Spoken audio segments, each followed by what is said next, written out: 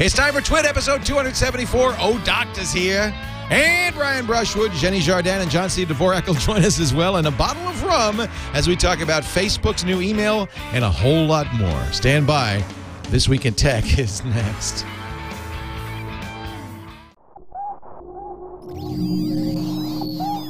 Netcasts you love. From people you trust. This is TWiT. Audio bandwidth for This Week in Tech is provided by Winamp. Subscribe to TWiT and all your favorite podcasts with the ultimate media player. Download it for free at winamp.com. Video bandwidth for TWiT is provided by CacheFly at CacheFly.com.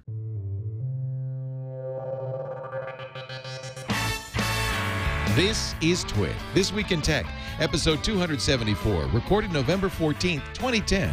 I'll take the frisking.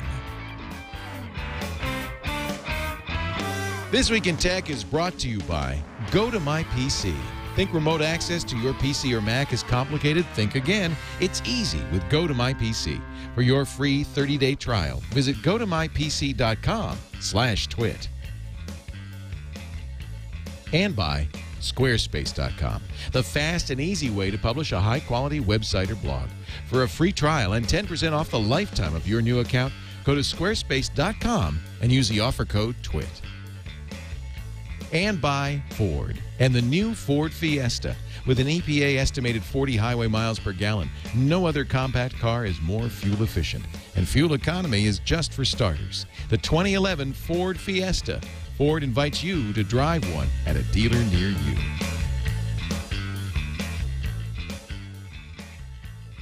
It's time for TWiT This Week in Tech. We're going to cover the latest tech news all around the world. Joining me now in studio, I'm very happy to see the man with the hair, Mr. Brian Brushwood. Hey, that's me, because Owen doesn't have hair. Yeah, so it'd have to be you, yeah, wouldn't that's it? right. Deduction, sir. Brian is back from his triumphant engagement in Orlando at the Halloween Horror Nights. Halloween Horror Nights. Universal Orlando puts on like the #1 tourist destination. If you're into Halloween and getting scared, they have like 8 haunted houses, 3 stage shows, bunch of scare zones. It was 6 weeks of 4 to 5 shows, or 4 to 5 nights a week, 4 to 6 shows per night. What? It's insane, yeah. What? And they got these giant, 1,000+ seat auditorium. They pack it every single show. It's just Holy this cow. non-stop thing. Brian's packing it every single show 2 times a night. 4 times a night. That's amazing. No, 4 to 6. 4 on the regular night, 6 on peak nights. That voice is the well-dressed Owen J.J. Stone, Doctor, from odoctor.com and Ask Doctor, the fine podcast. He's today be imbibing the fine Guyana Royal Extra Mature Demerara rum. Once you open stuff. it, you have to finish it. That's what I've been told. So it's going to be one of those shows. It's going to be one of those. Saying. It's definitely going to be one of those shows. Also with us from boingboing.net, the great Xeni Jardin. It's so good to see you, Xeni. Hi, Leo. Thanks for joining us. She's not drinking. Oh, my God. Oh, my God. Yeah, I got my nails done, especially for the show. You like it? See? She's got some bizarre fruit. What is that? I think it's called the Hand of Buddha, Mano de Buddha. But maybe some of the TWiT audience can tell me exactly what it is. I like to call it Cthulhu fruit. You did. Yes. She's got the nose. Have you tasted it? Does it? It looks citrusy. Is it citrusy? It's if I can put on a wine snob adjective flow for a moment here, it's like a really fine, fresh lemon with hints of jasmine and undertones of fruitcake. And undertones of death. I want it.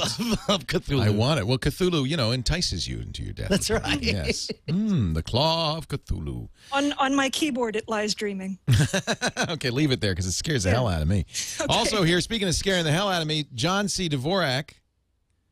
And in reference to the jersey you're wearing, I should mention today scored Miami 29, Tennessee 17. Good work. I am wearing a Tennessee Titans jersey, thanks to Doctor. Who is TWiT colors. Who is this? Chris that I am? Johnson. Chris Johnson. How is I got your Johnson back. doing?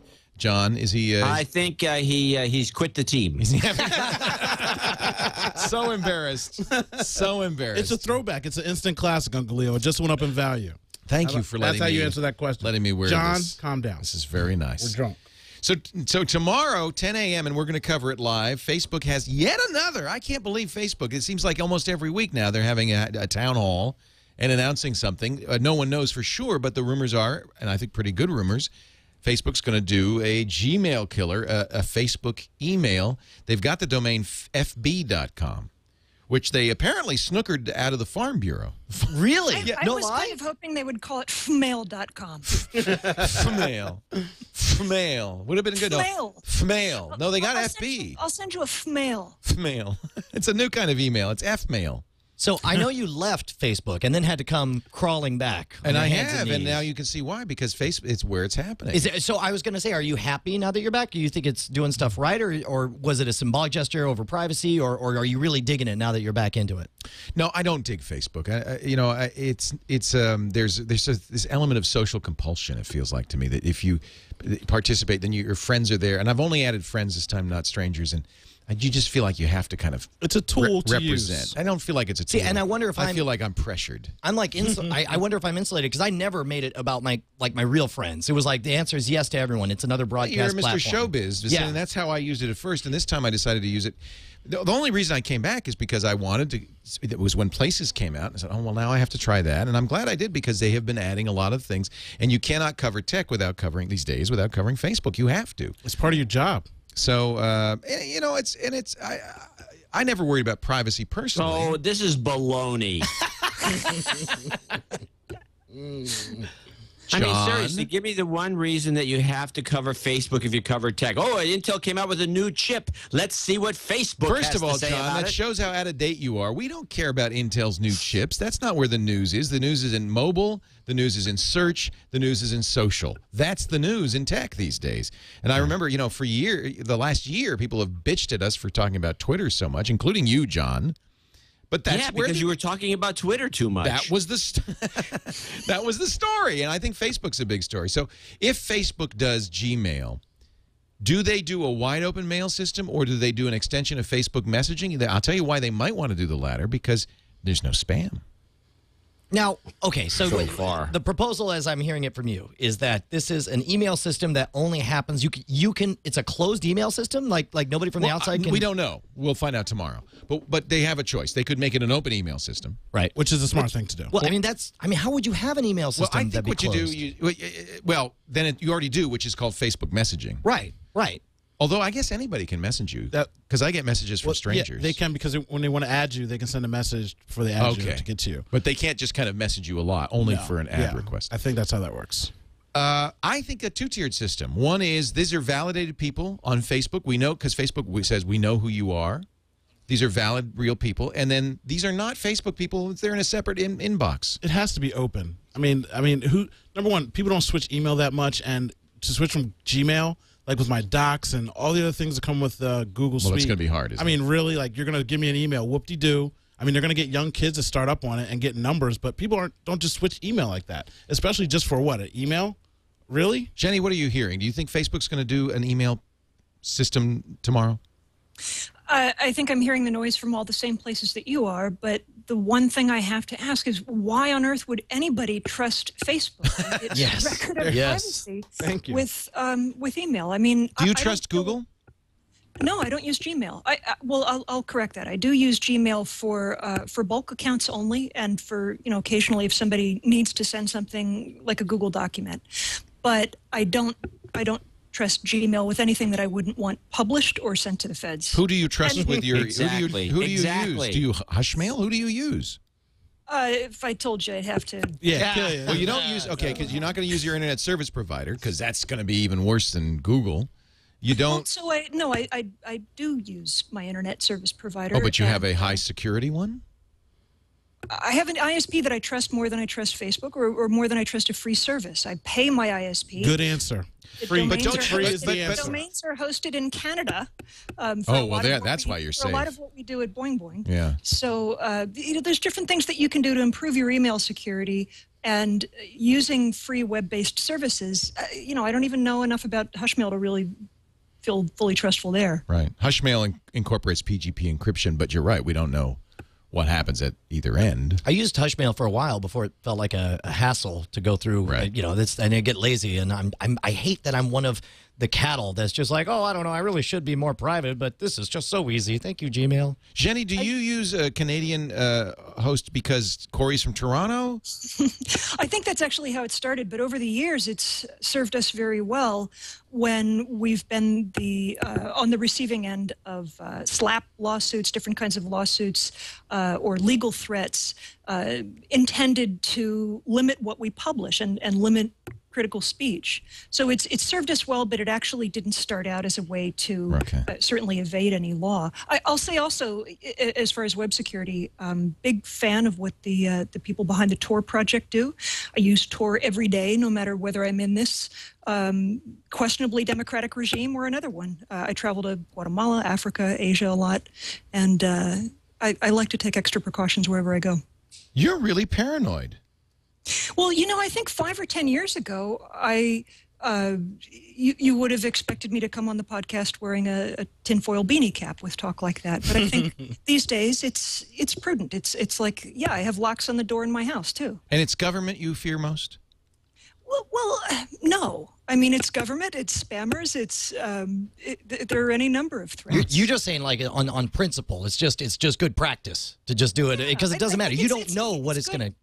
It's good hygiene. And I may not know every possible threat, but I do know a number of pretty stupid, easy things that you can do to reduce the likelihood that those threats will cause bad things to happen. Well, although the other way to do it is how I do Facebook and how I do email, which is just assume it's public and not put anything that I wouldn't want to be public on those services. But even with that, I think there are risks involved. I mean, whoever you connect to, you just said that you primarily connect to people that you know in real life, and even though you're not specifically saying, here's the information about my bank account or here's some information about, you know, my wife or my kids, the fact that you've connected to people, that you have some kind of real-world connection with, something could theoretically be gleaned from that you might not want. Well, and that's one problem with Facebook is that it doesn't seem to be constrained just to the people you connect with. Anybody, any application they run then has access to you as well as them. I mean, obviously Facebook is a sieve. And let's not forget one thing. What's that? It all comes out in discovery. I don't know what that means. Subpoena. Anytime there's a lawsuit, they go through this thing called discovery. Well, so and they just grab everything they can and they go through all of it and say, well, this is what's important. And by the way, look at this weird stuff Leo did. Let's throw that out. Well, throw it out into the public domain. It's the thing of how people that put at the bottom of their email confidential agreement at the bottom of their email. I'm like, if you like really, why did you just waste 3 paragraphs in the bottom of the email? Again, assume everything's public. Don't spam me with your legal notice. Cracks me up. Do not share. This is between you and me. Like, no, it's between you, me, Google, and whoever else you CC'd on this email. But now I'm getting a little depressed because it's the liquor talking. It's the liquor talking. Have some more. Have another drink. It'll make you feel a lot better. It always cheers me up. No, I'm a little depressed because now I can't. It sounds like I can't reasonably use any of these things, like Facebook, Gmail, Twitter, all the stuff I like. Are you doing that much illegal stuff that you need to worry about? No, don't start That's that, the Eric Schmidt argument. Yeah, that if you don't do anything wrong, what do you have to fear? But obviously, that's bogus, and he shouldn't ever say that because he's so paranoid. But let me bring up something about that little statement at the bottom of some emails. The reason that's there, it looks kind of stupid, but if there's again another legal situation that occurs, you can be kind of kind of taken off the, say does it insulate you? Does it somehow protect you? No, what it does is if you actually violate that little statement, in other words, you got the wrong email and then you bring it out to somebody, they just throw you on the stand and say, well, this is actually legal and you apparently are a lawbreaker by doing this, so you're now impugned. I mean, everything that we do in this country has got some legal angle. Wait a minute, I got my lawyer right here. Is that going to protect me if I put the thing at the bottom of the email? It's not going to protect you. It's going to impugn somebody else. He says it doesn't do doodly squat, I think is the term of art that they use in law. But it sounds like John's not saying that it actually does something. What it does is it gives you leverage on the witness stand to take somebody down and exactly. say, yeah. It gives you a tactical edge if something actually goes to trial and you have someone on the stand and you're able to say. I feel so, and I only imagine how normal people feel.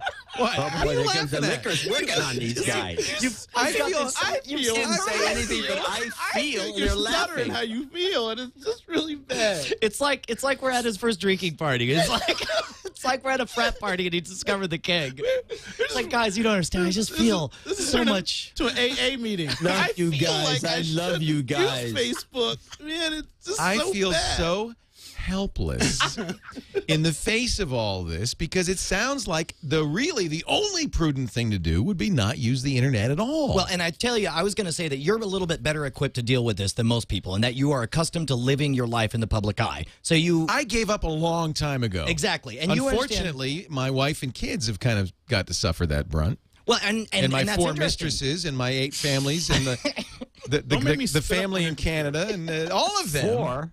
But the important thing is that even with the fact that you are accustomed to writing your life in Sharpie, where you don't get to take anything backsies, and instead all you get to do is write around it and try to do your best to say what you really want to say. I'm like a million steps behind you, but I wonder the same thing, and I just wonder if you have any insight. I'm just saying that you guys we've got Brian Brushwood, Dr. Xeni Jardin. We've got John C. Dvorak. We've got kind of the creme de la creme of the technical world saying, in effect, to me, the internet, bad idea. It is. No one is saying that. I think so. No one is saying that. It's We're always saying been a bad idea. It doesn't matter. At the end of the day, you're still going to send emails. You're still going to do a show. Well, you're building an okay, empire. let me- You're not getting off the internet. It doesn't Hey, the kind of matter. money he's making, he's not stupid to do a show. Let me ask I'll Jenny. tell you, Jenny. actually, Am I the stupid only to use the vocal internet? person here? Yeah. Am I stupid to use the internet? Is this wrong? You're not stupid to use the internet. What Leo. what do we do? I mean, you've just described a situation that is pretty untenable. So it's like, are you stupid to have a house? Are you stupid to have a car? No, but you Yes. take Yes. precautions. Okay. You take precautions in the way that you live your life with regard to. I don't lock my physical doors, threats. by the way. I actually have. no. I So actually, am I, buddy. I'm following Uncle Leo home. I heard a howl from He's outside. got lots of gear. He's But I got actually that have a way camera. to. I think I get the point that we're all having. It's that when you live your life on the internet, you live your life out in the public for everyone to see. And the only time it really matters is when it keeps you from achieving something later on. When you try to run for president, Well, something I'm not comes running back. for president. I'm not looking for work. I guess I'm screwed. But no, I'm not. Well, but like no. specifically- I wish Jeff Jarvis were here because Jeff is a great advocate for living in public. He's writing a book called Public Parts right now.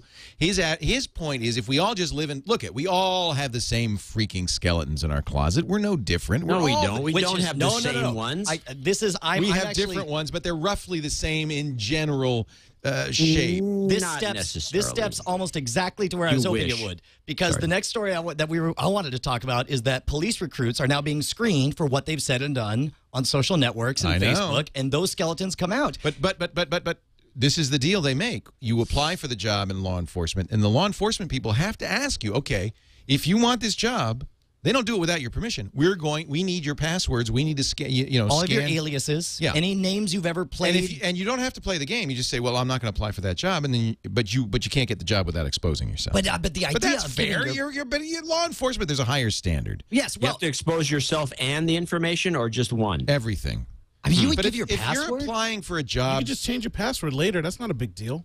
Oh my goodness, that's crazy. You though. change your password before you even give it to them. You make it Mickey Mouse and say, "Here's my password, Mickey Mouse." you go guys, check it, then you're you change it. ignoring my question. Okay.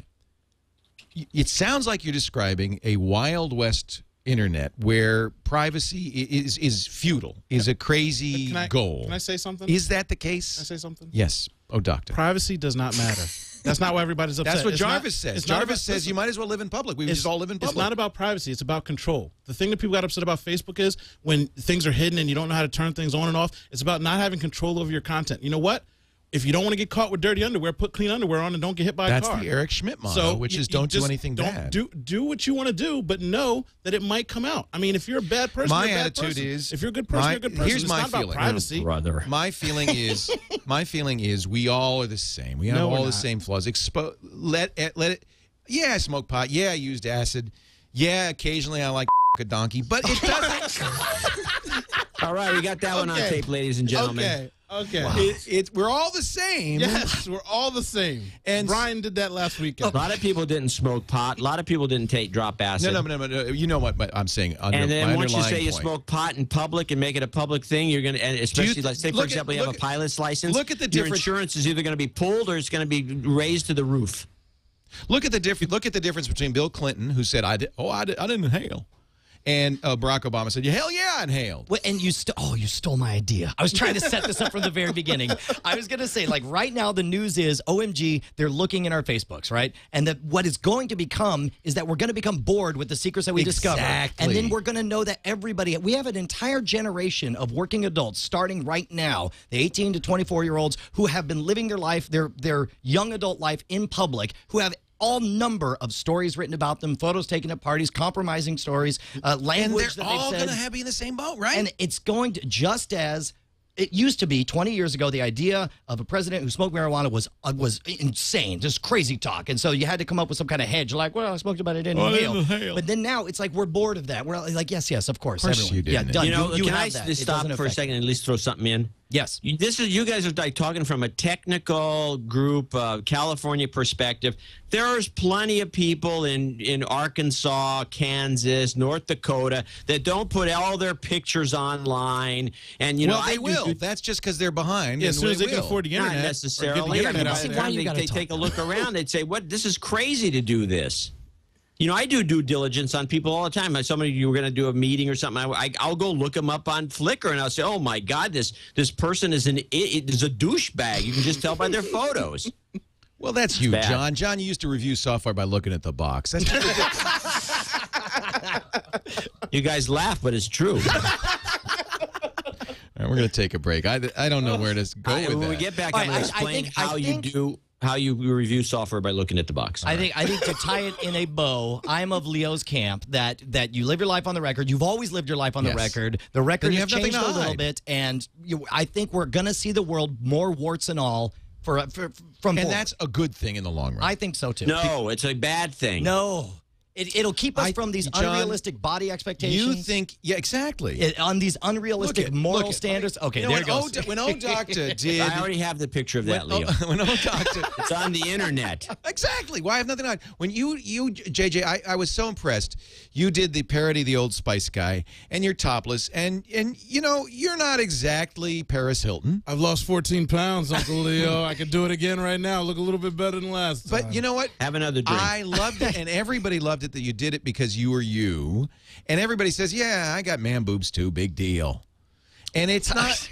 I don't do that, but all right. And big deal. No, but my very serious point is, and I'm with you, Brian, on this, is that's I think that's going to be progress when people just go, this is how we are. And this is bullcrap. This is a passive attitude toward privacy, which is going to ruin this country. That's why people are walking through that X-ray device. They don't give a crap that they're getting essentially a chest X-ray. And if they opt out, they get patted down and their nuts get grabbed, and nobody complains about it. I have my nuts grabbed, and I was not excited about it. Guys.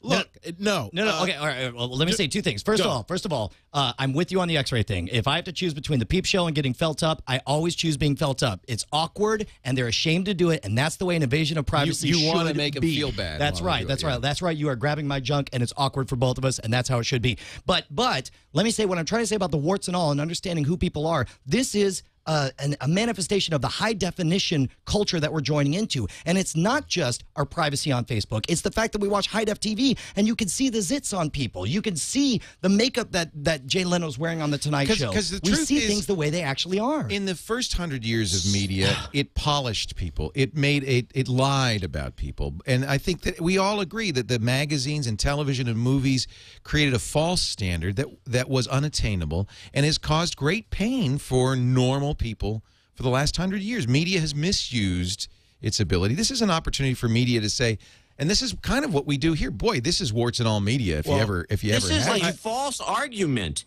You're equating somebody to having a lot of makeup on a TV show with a 250-line scan with an invasion of personal privacy. I'm not, because I am fundamentally opposed to the X-ray machines. And in fact, I don't know. They had recently, or is it coming up? Wednesday, November 24th, 2010 is National Opt-Out Day. Now, most people don't know on the X-ray machines you can always opt out. All you have to say is I opt out, and then they give you a pat-down search. And if we all did it, I do that air all the traffic time, regardless. would stop. Well, listen. Well, maybe. I don't know. When I just flew here this weekend, I wore the same sweatpants I wore last week to go to L.A. This weekend when I came in, he's like, oh, they just changed the rules this week. Do you want a private screening, or do you want us to pat you down out here? And I'm like, what do you mean? He's like, well, do you want us to take you in the back room, or do you want us to do it out here? What does it entail? I have to go in your waistband, put my hand down your pants. I'm like, do it out here. and I stood in front of everybody, and he Wait did a it. minute. He was What's like, the alternative? Can I go through a machine? no, instead? the alternative is for him to go in the back room and pat. He's going to put his hands down your pants no matter what? He did, yes. And I said, I'd rather have him do it out here in public because just what Brian said. He's already ashamed to do it, and I feel like he's not going to go as When deep. did this happen? This weekend. They're required to put their hands down your pants? They just changed the rule. Well, he put his hands on it. His hand was... Wait a minute. You're No, they blowing grab my your mind nuts. They here. don't necessarily pull it. This is the new TSA is that you have to get If you're wearing frisked. sweatpants or baggy clothing... Oh, baggy clothing. I was wearing sweatpants. They're not baggy. They're sweatpants. He put his hand... This is my waistband. Because Put I his got to hand tell in you, my if I have waistband to get somebody and hand ran down my his pants, I'm not ran flying. his hand around the ring of my waistband and then patted the front Oh, and then Jesus. patted my butt and then in my crotch. And you know, it's all security theater. It does absolutely nothing. That's the part that kills me. Is that for all of the federalization, for all of this giant bureaucracy, for the $5 that you have to pay for every single flight, going and coming back everywhere you go, we get not 1 percentage point bump. And it In kills me. security. And the guy was it kills embarrassed me. to do it. He says sorry like 5 times. He's like, I'm Well, sorry, I'm sorry, Imagine, I'm sorry. excuse me, but would you like that job? No. Horrible job. Well, and I ran it. Oh, you know what's funny is anyone who follows my Twitter feed Jenny, sees just, you know, I apologize. I just want to I didn't realize apologize. that this broadcast was going to be about warts, man boobs. I am so sorry. I am Is this sorry. Maxim, or? I just don't know what to say. Later, we'll talk about poking the queen. But first, or like cupcakes or something. I don't know. cupcakes, matcha tea, anything. Thank Girls. God you're here to lend us just the slightest touch of class. Can I just say one word though? Please. Israel. Like, have any of you guys ever flown into or out of Israel? No, have you experienced that? Because I hear I legends have. about it. John, I've flown please. in and out of Israel. Is it So more what do you secure? think It's about more their secure, right? airport security versus ours? Well, actually, Brazil has a very similar structure, although Israel does it a little more. They just have a series of people, probably less than the number of total TSA people who have at SFO, and they all have their little stations, and you go up there and they grill you. They grill you. It's, by the way, that's more effective than a search, is looking you in the eyes and say, what brings you here? Yeah. Exactly. Yeah, why are you leaving? But you know what did you do while you you know were what's here? wrong with that? It takes Why a did you lot come of here? training, and we aren't spending the money to train people. You don't take any training to put somebody's hands down Dr. Sweatpants. Trust Well, me. that's training. That takes no intelligence at all. Let me tell you. So Easy for you to say. But Israel and I guess Brazil are willing to spend the time to train a true security force to interrogate people. Essentially, that's what they're doing, right, John? Yeah, and they know what to look for, and they look for body language, people sweating profusely as they're going through the line. That works much And better. Your I swear. attitude, and and they can also do some profiling, which isn't necessarily a bad thing. And like that guy who had the underwear bomber guy, he had, he looked like a nervous wreck. That character. I mean, He was sweating. He was nervous. He was shaking. Yeah. Well, and none of that's going to show up in this X-ray thing. This X-ray thing is ridiculous. No, it's just bogus. It's Well, just that, don't forget that Chertoff, the ex-Homeland Security bonehead, is the head of the consulting company that has set these things up to be dropped in every airport in the country. The whole thing is corrupt, is to sell more of these stupid machines so these guys can make a killing. These machines are overpriced. They're probably not even safe. Nobody knows. UCSF has done a whole report on this, questioning the technology from top to bottom. It's a disaster, and it's corrupt, and you got Chertoff involved. Give me a break. And nobody's saying anything? I love when he gets fired up. I know. John, I love John, it. I have Get him, never John, get him. agreed with you more than I agree with you today. Yeah. I have to 9 say that. days. It's actually scandalous. 9 days until National Opt-Out Day. Just for one day, try it. Let's because all do it's it. really, really awkward. And I mean, that's my policy every time. I always refuse the X-ray, and it's on principle. It's not, it's like I'll get naked right here if you dare me. But it's on principle. It's like I don't like the invasion of privacy. It's not the government's job to be checking out my junk. So let me understand. So we are allowed to refuse the X-ray, You always are. Any day of the week, but ever. the alternative is a manual. down. A And manual you can't search. refuse the pat down. No, you have to get something. I'd like to say, so I've actually been refusing the scans since they introduced them in airports that I fly into and out of pretty regularly. And, I was having dinner with a friend last night, and she said, it's interesting to note that the people who are really, really upset about the pat downs, like emotionally involved in how upset they are, tend to be more guys than women. And I think there are plenty of theories that you could throw out as to why that's the case. But I was worried about getting excited. No, I can getting a see little that. out I in mean, the airport. I'm male not or saying female, I it's can see not, people but it's being very interesting. sensitive to it. And I tell you, if you'd ever been abused or manhandled, it would probably be a very triggering They had event. that It was would in the not paper be a 2 weeks pleasant ago. event. A woman broke I'll down, also say that triggered something. Before the so-called more thorough or more extreme pat-down techniques were put into place, I never felt like I was being groped inappropriately. It felt a lot more desirable than going through that scanner for sure. Because I don't know what happens with the images, and Right. I don't know everything about the technology behind the machine. I think that our country and our airports and our air travel business could do much better with more intelligent security. Right. But that being said, I'm not looking forward to flying the next time I have to fly, because it sounds like things are just so much more invasive, unnecessarily invasive, and I don't feel safer. And it was like on a 5-day period. I'm like, I wore these clothes 5 days ago. He's like, they just set a new rules this weekend. And I'm like, wow. Well, I'm flying in a couple of weeks, so. Oh, go naked. I'm going to France. Now, is it different France? Yeah, Frank's. Do they give you a cigarette after they pat you down? That's right. All right, I want to take a break. We have a great cast of characters here. Brian Brushwood from Shwood.com, Dr. JJ, Owen JJ Stone, John C. Dvorak from boingboing.net, Xeni Jardin. It's great to have you all. This is a good conversation, and we will continue it in just a moment, but I want to remind folks that we couldn't do this show without the help and support of our sponsors, including the good folks at Citrix. Actually, this is really good timing because you don't have to go anywhere with Go to My PC. You just stay home. Just stay home. No more flying. No more flying. Go to My PC is actually awesome. Whether you're a traveler or you just, for the holidays, this is a great time to take advantage of Go to My PC and their free 30-day offer. You can go home early. You can stay at home. You can, if you do go over the river and through the woods to grandmother's house, you can also use it there. Here's what you do. Right now, go to gotomypc.com/twit. It'll take you about 30 seconds to install it on your computer. Now, wherever you go, Mac or PC, you log in to your secure account at Go to My PC, and there's your computer, full screen, just like you're there. You can send and receive email, run any program, full speed, access any network resource, just like you're there. It's really fantastic. I want you to try it free for 30 days. Go to mypc.com/twit. I see you nodding, Brian. Do you use it? Oh, dude. And here's what I'd like to say, because first of all, most of the people who are listening who have tried Go to My PC automatically went ahead and bought it, right? Because it's obviously, it's amazing. And if you buy a whole year at once, you get such a crazy discount. You're insane if you don't buy it. But there's a bazillion people who think they will never need to use Go to My PC. Wait until you're out on the road and there's some file you need and you're trying to walk your wife through the steps to find the file and email it over to you. Okay? I've done that. I'll tell you, when you hit that situation, and you will, just in the back of your head, just remember, promo code TWIT, Go to My PC. You can direct her. All she has to do is go to gotomypc.com, download the client, and then you take over. And she thanks you. She goes back to whatever it is she's doing. It has saved me so many times I can't even count. That's great. Go to mypc.com/twit. Thank you, Brian. So we'll stay a little bit with Facebook. We didn't really resolve this email thing, but we'll cover it tomorrow, 10 a.m. I think we know now we don't want to use it.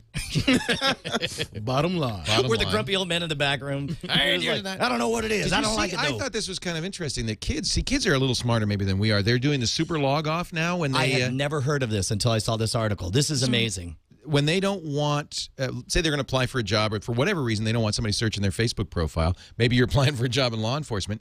You delete your profile. But it doesn't happen immediately. You have I think there's 2 weeks before it's actually deleted. In that time, it's not searchable, it's not visible, no one can see it. It's as if you don't exist. You do the interview, you do the job, you get in school, whatever it is you're doing, and then you reactivate your account, and you're back to normal.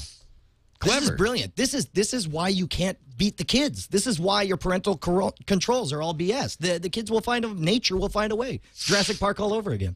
And that is why we have to get rid of kids. I was so in love with you till 22 seconds ago. And actually, it's encouraging because it shows, to me, at least those kids are sensitive to these issues and are thinking about it. Do you know what it reminds me of? It reminds me of in 1984, Winston has this realization that that he could be a criminal, a corrupt institution, and he runs into Julia, who grew up in this oppressive world. She's totally so to her, hip to like, it. oh no, of course we all say we're virgins. By the way, you want to go have sex? Right. And it's like that's what I feel like is happening here. It's sad. Repression does breed that kind of thing. It's kind of too bad. Or I guess this is a weird form of repression. Well, I mean, it's the article. What I liked about the article is that it pointed out that this is mainly a symptom of the fact that the privacy controls are too confusing with Facebook. Nobody knows. This is a brute force solution. I don't even think it's confusing. I think maybe that's it, but I think It's also hidden. people don't trust them. Yeah, because they change. Absolutely. So you could set it private. You know what? It's free. And that's what you get when things are free. It's free. If you want more of something, pay for it. Should the Queen have created a Facebook page? No. No. Apparently a mistake, because immediately people signed up for her Facebook page and started inveighing against the monarchy and calling her names. Of course. Why do we care? We fought a war against these guys like 200 years ago. Yeah. I'm with Xeni here. I want to ask John, why should she not have? Because you respect the throne so much? I mean, what's the point? It's like, who cares No, about the because throne? it's stupid. I don't think anyone should have a Facebook account. Why should she? She's not going to be on it. That's bogus. It's just a lie. Another lie from the monarchy. You don't think she ever looks at it, do you? But he is fired up today. But like the monarchy is silly. It's silly to have a king ruling Well, it's over. even more silly that she has a Facebook account then. I think it makes perfect sense. It's straight out of Terry Gilliam. Of course she should have a Facebook page, and you should all go there and poke her. Yeah. Hey, by the way, can I ask a question of the group? Yes. How are you doing with that bottle of rum? Let's see the level. Come on. All right. No, I got to see the bottle. Oh, you guys aren't even. You got about an hour. You got to finish it. Come on. All right. I'm not having any more. Oh, please. Already, I'm in Uncle tears Leo's, twice. Uncle Leo's show called after out this meal. donkey You'll loving, just so rest. he's done. Oh, man. As soon as he said donkey loving, I wasn't pouring him anymore. Already, I've been in tears twice and one fight. Amazon pulls the pedophile book after first defending it. Now, this is an interesting story. It was self-published. I don't even. It's disgusting. It's on the face of it. Can we just disgusting. I all think it agree should right have its now? own Facebook page. It has like 3 Facebook Apparently pages against does. it. Actually, apparently with thousands and thousands of people against it. Yeah. So Amazon at first, when people said what did they say? They defended it as a free speech issue? Yeah, what they said was, and I'll try to find the exact quote here, but essentially what they said is they say, look, we are not in the business of censorship. We let everything, let me get the exact quote here. Amazon believes it is censorship not to sell certain books simply because we or others believe their message is objectionable. Amazon... Yeah, what does that say? It's hilarious. Yeah. Amazon does not support or promote hatred or criminal acts. However, we do support the right of every individual to make their own purchasing decisions. Isn't that, though, what the First Amendment says, is that we defend your right to say it, however reprehensible? There's general rules in society, and even criminals in jail you don't mess with kids. You can rob a bank, you can murder an adult, but you do not mess with children. Right, but even now, the lowest I know scum that on the for earth. here's the thing. many a prison movie. Here's the thing. Pound that out. Yeah, pound it out. Pound it out, baby. That sounds like a Why am I hilarious... here? That Because we sounds- love you, Xeni. Just jump in anytime. Fist bump when you want. Okay. Do you feel left So, out, look, I mean, Xeni? to me, the most reprehensible thing here is not the fact that this book existed. I mean, welcome to the internet. The internet has bad things on it. Nor is it the fact that Amazon finally decided to pull the Kindle book, the digital book from its shelves. There's plenty of other stuff that they don't sell. There are other, they pull pornography from the Kindle bookstore as well. But the really reprehensible thing here was what certain blogs, that at least from my end shall remain nameless, did to wring as much traffic and faux concern trolling controversy as possible out of this. Yeah. A sort of series of outraged editorials that were totally hollow. The same kind of stuff like, Anderson Cooper having Dr. Phil on to talk about the ravages of pedophiles on the internet. Yeah. I don't have the stats in front of me, but I think all the reports that are out there show that children are so much more likely to be sexually assaulted by a parent or another family member or a friend of the family than they are from The some uncle. strange guy on the internet selling a Kindle book. Right. And I got more news for you. This guy had sold like one copy before TechCrunch and these other blogs got on it, and everybody whipped themselves into a frenzy, and it was on Fox, it was on CNN. Come on. Xeni, I love you. Come on. So what do you do, though? I mean, Amazon did everything, so they guarantee you they did something wrong because they did everything. They defended it, then they pulled it. So... and keep in mind that the defense was a policy, and that policy got a big laugh from everyone because we were talking about a book about pedophilia. But if it was a policy about violent video games, Read it again and think about violent video games. Read it again and think about the Anarchist Cookbook. Read it again and think about, Catcher in the Rye. Any number of books that we've all decided that should be out there, and it doesn't sound so silly. Now, in this case, it was a nothing book that was going nowhere, that was written by a crackpot and possibly a criminal. So you agree with Xeni that the real culprit here is TechCrunch and the blogs that made hay on this? I think we are the enemy here. I think we're all a little piece of the rabble-rousers, and I think Amazon had a good policy. So Amazon should not. No, they pull stuff. They pull pornography, as Xeni pointed out. I mean, right. Should they not pull anything? No. Okay. First of all, it's not a hilarious policy. I think it's a sensible policy. But that's not what happened here. What happened here is we all gathered around with our pitchforks and our torches, and we started marching towards Amazon, and Amazon did the one thing that makes sense in the whole world, which is yank this thing right off the top. Yeah, understanding that this is considered to be one of the most reprehensible crimes that can be committed. Of course. So if it wasn't that, that's the difference in it. That's why I said, like, I understand your point. But they pull books on how to cheat on tests. They pull books on pornography. I guarantee they don't do that on principle. They do that because they see some pitchforks coming. But wasn't it appropriate? I mean, I'm playing devil's advocate, but wasn't it appropriate for people who discovered this book to say, well, hey, Amazon, you have an inconsistent policy. Is this not a reprehensible act? Should you not pull this book, Xeni? I mean, doesn't that seem like a sensible thing to raise? Yeah, I don't understand why it was there in the first place, because they refuse to sell titles that are far less offensive, that have nothing to do with pedophilia. So then why is it inappropriate for like sex or whatever? So why is it inappropriate for TechCrunch to bring this up and say, well, look, you got a crazy policy, and why are you defending this book, which is horrible? Look, there's a difference between raising a concern over something that's a real threat and then just fapping traffic, and that's kind of how it felt. Okay. That's legit. I was so worried about how this story was going to go. Apple has a very different policy in their bookstore, and a lot of times people give Apple a lot of grief for having a very restrictive policy. I don't think that this would have happened in the Apple bookstore. I don't think it would have happened in the Apple App Store. I think this is a very difficult thing for all these companies because they don't want to set themselves up as arbiters because that's a dangerous policy. But systems can be gamed. Yeah. It's just like on YouTube when porn goes up and you giggle like, oh, how did this porn get slipped up? Well, not enough people clicked on it and said, this is violating whatever. Wouldn't the most sensible policy be anything goes? This, we don't, we're not going to censor at all. This is... No. Why not? I don't know. You know what? It's a lot like comments, right? So at Boing Boing, for a long time, we had wide open comments. Anybody could post any comment they wanted.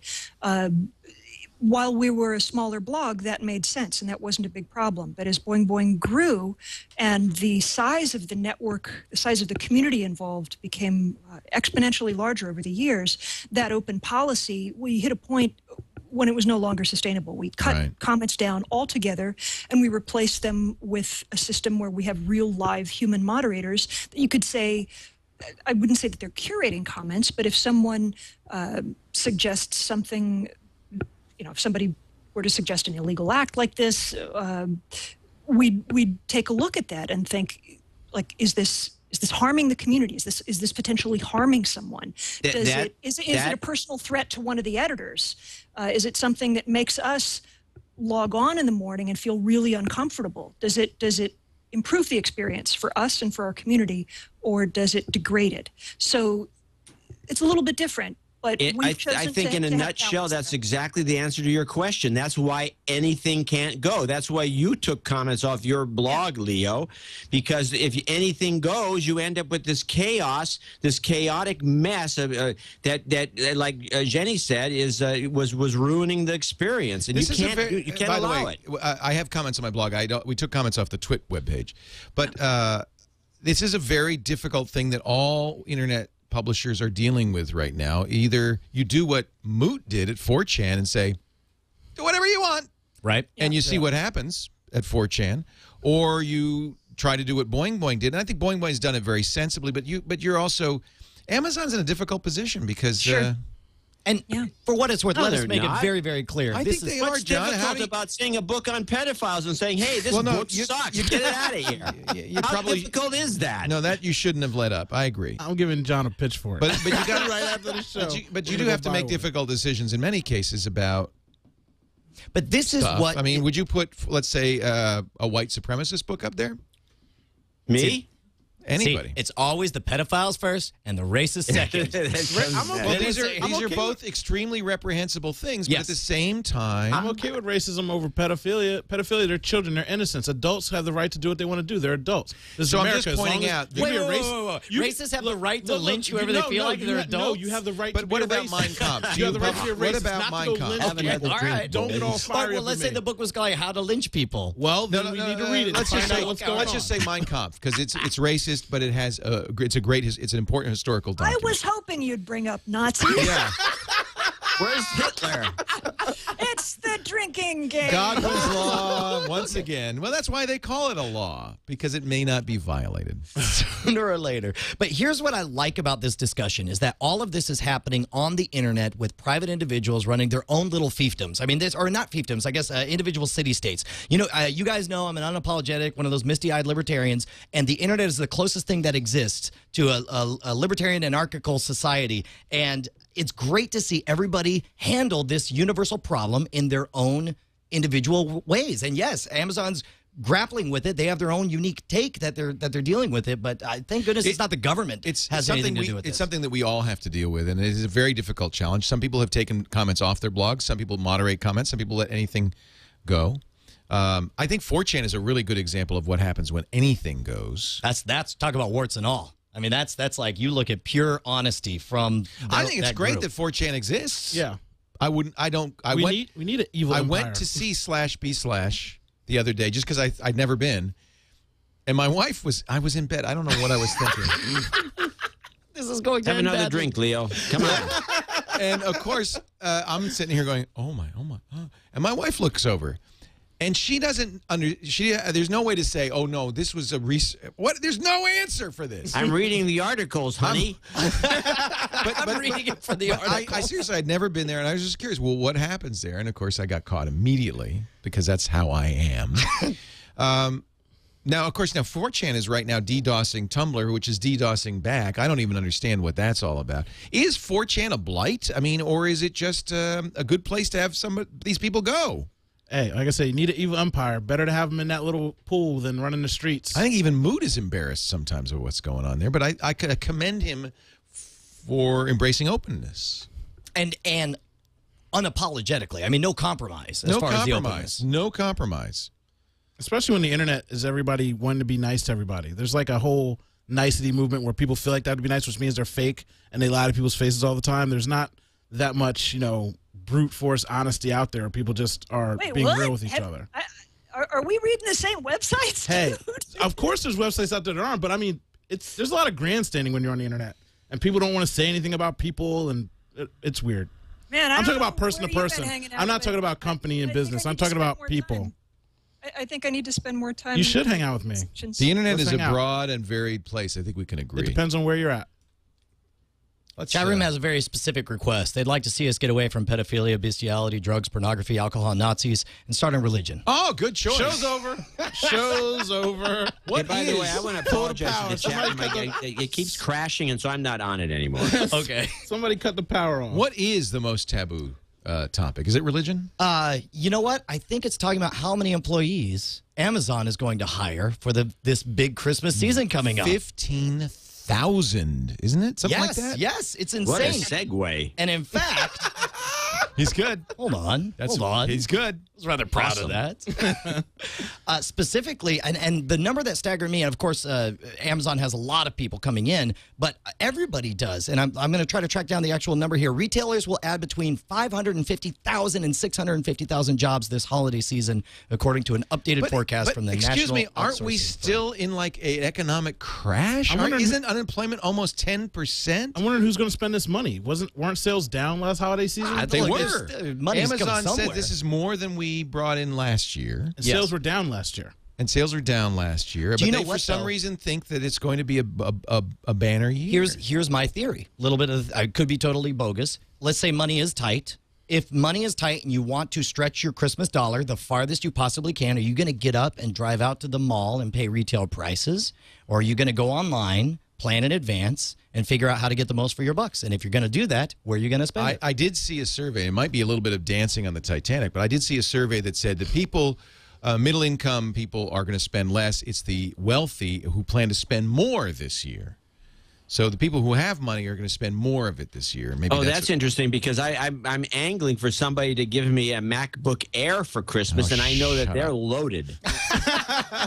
Well, I'll make sure Uncle Leo has all our addresses, and if you've been a good boy, John, I'm sure it'll be true for you. I'm not saying who.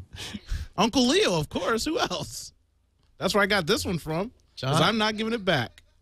I mean, I don't want to jump ahead in stories, but didn't Google have like some big significant story that happened this? Let's talk about that. That is actually a festive holiday story. But it was a bit of a surprise at the Google, didn't they? Well, you know what's interesting? Well, no, I'm going to save it because I want to mention Squarespace quickly, and then we'll get to it. Oh my goodness! I almost had an ESP moment, and when we were talking about DDoS, I almost said, and I didn't know who was coming up on next of the break. I was going to say, do you know who couldn't be DDoSed? That's a good point.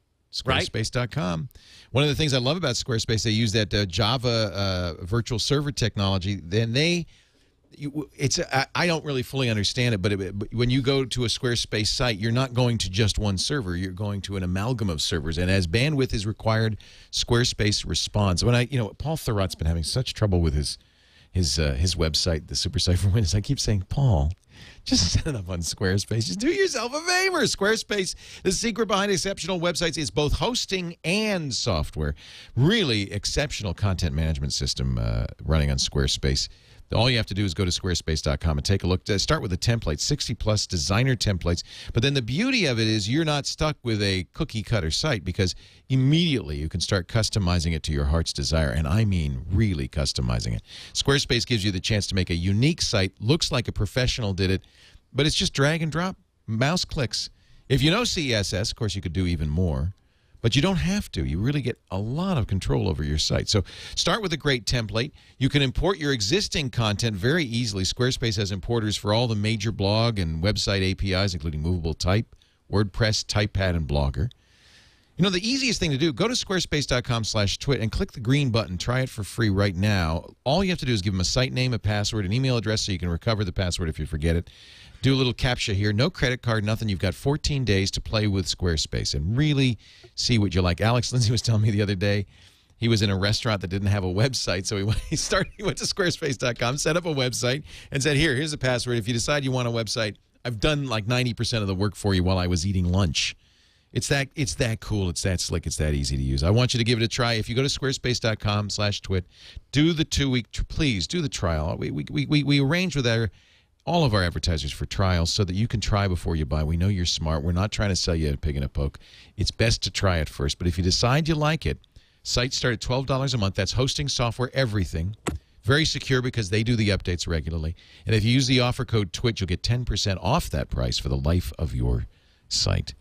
Many great sites use Squarespace. If you want a tour, go to the examples page at squarespace.com and see all the fantastic sites. Squarespace, a lot of photographers, great portfolio templates, a lot of nonprofits. Squarespace.com/twit. We thank them so much for their support. So if you worked at Google and you were a very nice engineer and you said, I'm going to take a job at Facebook, they might offer you $3.5 million not to.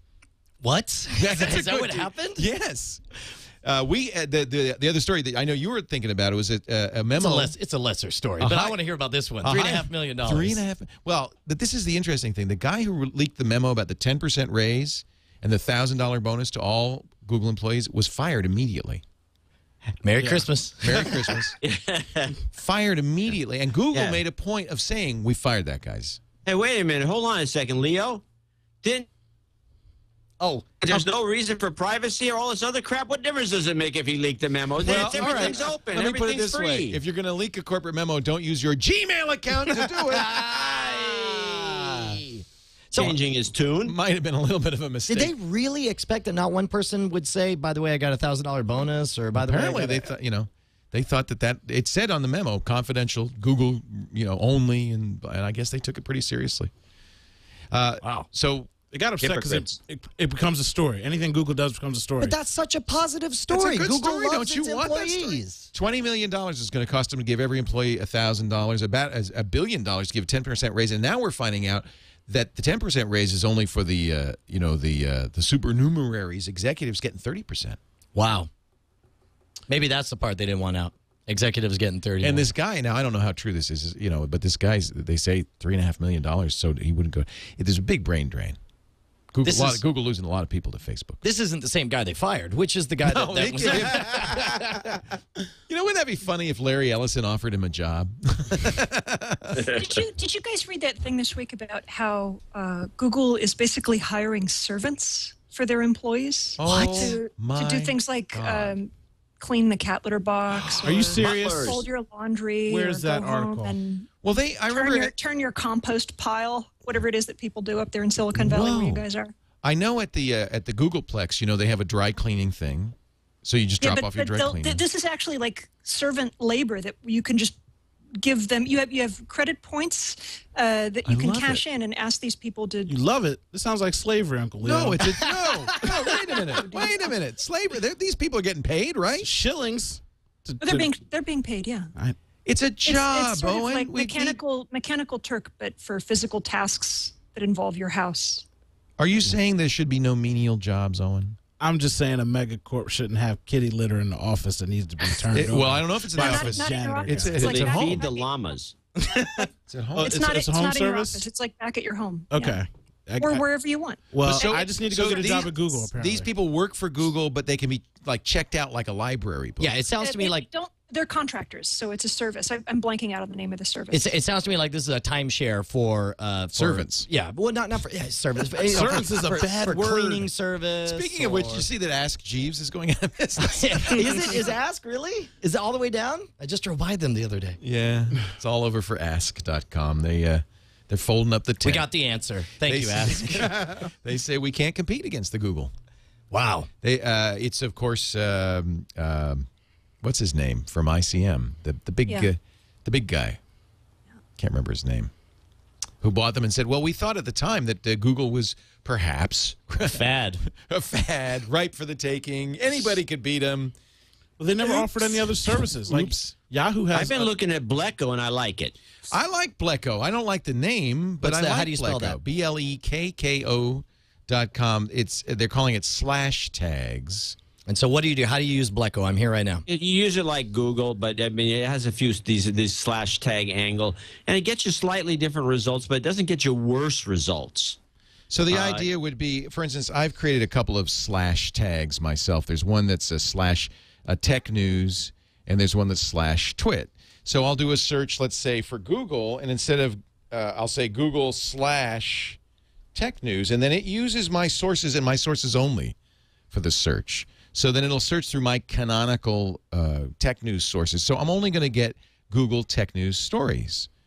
Similarly, if I use /twit, it would only be cases where people with, like you, Brian, with your blog, or anybody who works for Twit mentions Google. So I think that's kind of So you have to customize. You have to set up your own. This is why it's a flop. Because you can find other people's /tags, but it's too much work. We are lazy. But is it the kind of thing where they just haven't built the right vocabulary of /tags? Like eventually, like I just typed in X-ray backscatter /rights, and I didn't get anything interesting in here. Yeah, because there's no /rights. Right, but are these universal backslashes that people can set up? Or? Well, users set them up, and apparently they've got a vocabulary. You can follow users. It's a kind of a social. It's too much work. It's too much work. It's too much work. It's too much work. Look over your shoulder. Cthulhu is back. What are you talking about? I saw you. Cthulhu. I could see you. I totally agree that /tags are fascinating. What? Exactly. You should be here and have some of this, and bring the yellow thing. Send your limo. Hey, how you guys doing on that bottle? She Leo, looks stop just drinking. like We're all that. alone. Look, she looks just like that. Yes. It's the same thing. Wait a minute. Go ahead and do it, Jenny, and let me just yes. Let me dissolve separated the two. at birth. Dissolve Isn't the this two the character that's on the Futurama show? Yeah, it does. Dr. Zoidberg. Dr. Zoidberg, that's who it looks like. Is Dr. Zoidberg Cthulhu? No, he's the lobster man. Okay. All right. Enough foolishness. Then we should end the show. So we sort of jumped ahead right here, but there's some other There's big no news. order. You think there's order? There's no order. We were going in order, but pure chaos right now. Call of Duty shatters video game sales record. $360 million for one day. And you know what's great about this release? This is Call of Duty Black Ops. Black Ops. With no offense, Owen. Oh my gosh! I looked at Owen for the comment, hey, look. and it's Leo with the steal. Hey, all right. I'm waiting for White Ops to come out before I cause a stink. Okay, but the thing with Call of Duty Black Ops is that Can I have some more? It had been the case where Infinity Ward was the quote unquote the real developer for Call of Duty, And then they all walked out. And and then Treyarch would be the at bat whenever they had after they had a major release. Treyarch would come in and do Didn't let's cash Infinity Ward in. do Modern Warfare 2? That's where things got interesting for me personally. As what I'd like to think a relatively hardcore PC gamer, I really disliked Modern Warfare 2. I felt Really? Modern Warfare 1, Call of Duty 4 was very, very clever. It had an engaging story and a big twist that really hit you in the gut, and it was believable, and I loved every minute of it. Infinity Ward's next release, Modern Warfare 2, was just silly. It was a Michael Bay movie. Now, for some people, Michael Bay movie means a good thing. I'll go see Transformers 2. For me, it's just silly, and it's like, I don't care. Everyone's made of rubber. And so what's interesting is Treyarch kind of stepped up. They wrote an interesting story for this one. I still haven't played it. I'm looking forward to this. Is all hearsay from where I'm coming from, but I'm looking forward to do it. But it would be interesting if Treyarch stole some of the geek cred on this title. Well, I'll wait for all the reviews to see exactly where it is. I feel the exact opposite of Brian. All right. You love like Michael Bay. Modern Warfare 2? Yeah, I like Infinity over the other one, and I feel like the other Call of Duty is living off the lore of Modern Warfare. So the gameplay is different. Forget the story. I play it for the multi-user, the online experience of killing my friends. The story is the story. You play through it in a day, and then you get online for months and a year at a time waiting for the next Call of Duty to come out. And that is true. If what you want is and for that, that's what most people play it for. And to for kill that, other people. The most significant difference is the new Black Ops has dedicated servers, and Modern Warfare 1 did not, and that was a big deal. That was a big issue, wasn't it? It really was, because it was very easy to hack. You know, though, I mean, 360 million in one day. Whatever you say, Modern Warfare 2 obviously was so successful that the sequel was huge and bigger than any. Now, by the way, a movie's $10. This game is $60. Yeah. Nevertheless, bigger than any other entertainment first day But the in level history. of experience you get is so much more immersive. No, I'm just with a talking video about game. raw dollars. Right. Obviously, you get more for $60. Of course. But you can't say $360 million because that's really, 60 times 60 or whatever it is. Now, on the flip side, we have $360 million, very big number. There's another Microsoft number, maybe not so big. I don't know. I'm not sure because Microsoft has not said how well. And this Windows Phone 7, I gave one to Owen. Yeah, and I think I kept it. Did I not give it Is back? that a gift? I want to Gave is the wrong word. I loaned it. No. You said gave. We already have that I on heard tape. Dave. I temporarily. Well, it's okay. I'll trade you for this. Oh, God. This is all Which going one- downhill. Which one So do hey, you let's want? talk about that Windows Phone 7. Unfortunately, I'm not there. I would have been. I like I it, said John. earlier. I like it. But yeah, Yeah. Do you? I mean, seriously. Well, okay, here's my thought on it. Owen, you can maybe corroborate or deny, but it's this is the same hardware as you're going to get on a Samsung Galaxy S phone running Android, essentially. And it's a gigahertz processor. Very good camera, by the way. I would say as good as the iPhone camera. 5 megapixels, very good camera. I think very intuitive, simple operation. Very intuitive and smooth. The first thing you feel is this is responsive. Way more than Android. Like, I'd have that over an Android. I'd start my iPhone Well, if all you first, care about is that- responsiveness, yes. Yeah. Well, it's just, I could flip through it. I could find everything. It was nice. It was This way is, nicer than and I Android. gave this to a couple of people with no smartphone experience, and that was my interesting observation. Is they quickly grokked this. There's a lot of little things. They grokked it? Did it break? They grokked it. They understood it, John. No. And I think that what I'm seeing is Microsoft's strategy and ad campaign now makes kind of sense. This is a phone for non-smartphone users, feature phone users who want a smartphone. And I think they're less intimidated by this, and it's a little easier to use. And I think Microsoft's smart because 80% of all phone users are still using feature phones. It's the best smartphone they've ever made. Because Well, I sure. would agree with that. I had lunch with Wilson Rothman, formerly of Gizmodo, now with MSNBC. A couple days before the device came out, he had an early review unit, and I liked it. I was all primed to hate it, but it felt like Me too. all of the nice things about the physical UI of the Zune.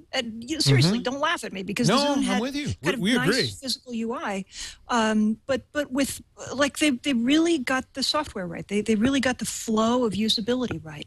or righter than they've ever had it before. It's a very non-Microsoft product. It's remarkably nice. It's feel Microsofty. Yeah. Yes, if it was something else, I would have been like, oh, this is the greatest thing in the world. When it's Microsoft, you already take it with a grain of salt, and you're like, okay. Then you touch it, and you're like, wow, this is nice. And in fact, I don't even think of it as a Microsoft phone so much as a Zune phone. Yeah, I mean, this is an extension really what it is. of what they were trying to do when they started the Zune campaign. Yeah. Now, to be fair, Microsoft had the advantage of watching Android and Apple waiting, and they had 3 years to look at what everybody's doing, so they benefited from that. But they did some things differently. They still could have messed it up. Oh, boy, we know that. I mean, to me, this is what WebOS should have been, what the Palm Pre should have been. If they'd given the Palm Pre this much performance, it would have been a much more successful phone. And everything, you had a lot of pictures on there. Everything was loading like extremely fast. Very snappy. The way I thought it should be. Like, but even the pictures. Jenny, you wouldn't buy one, I bet you. I might. Yeah. Buy me one too. You would trade in your iPhone for Christmas. this? Amazon. And I'm just guessing you're an iPhone user.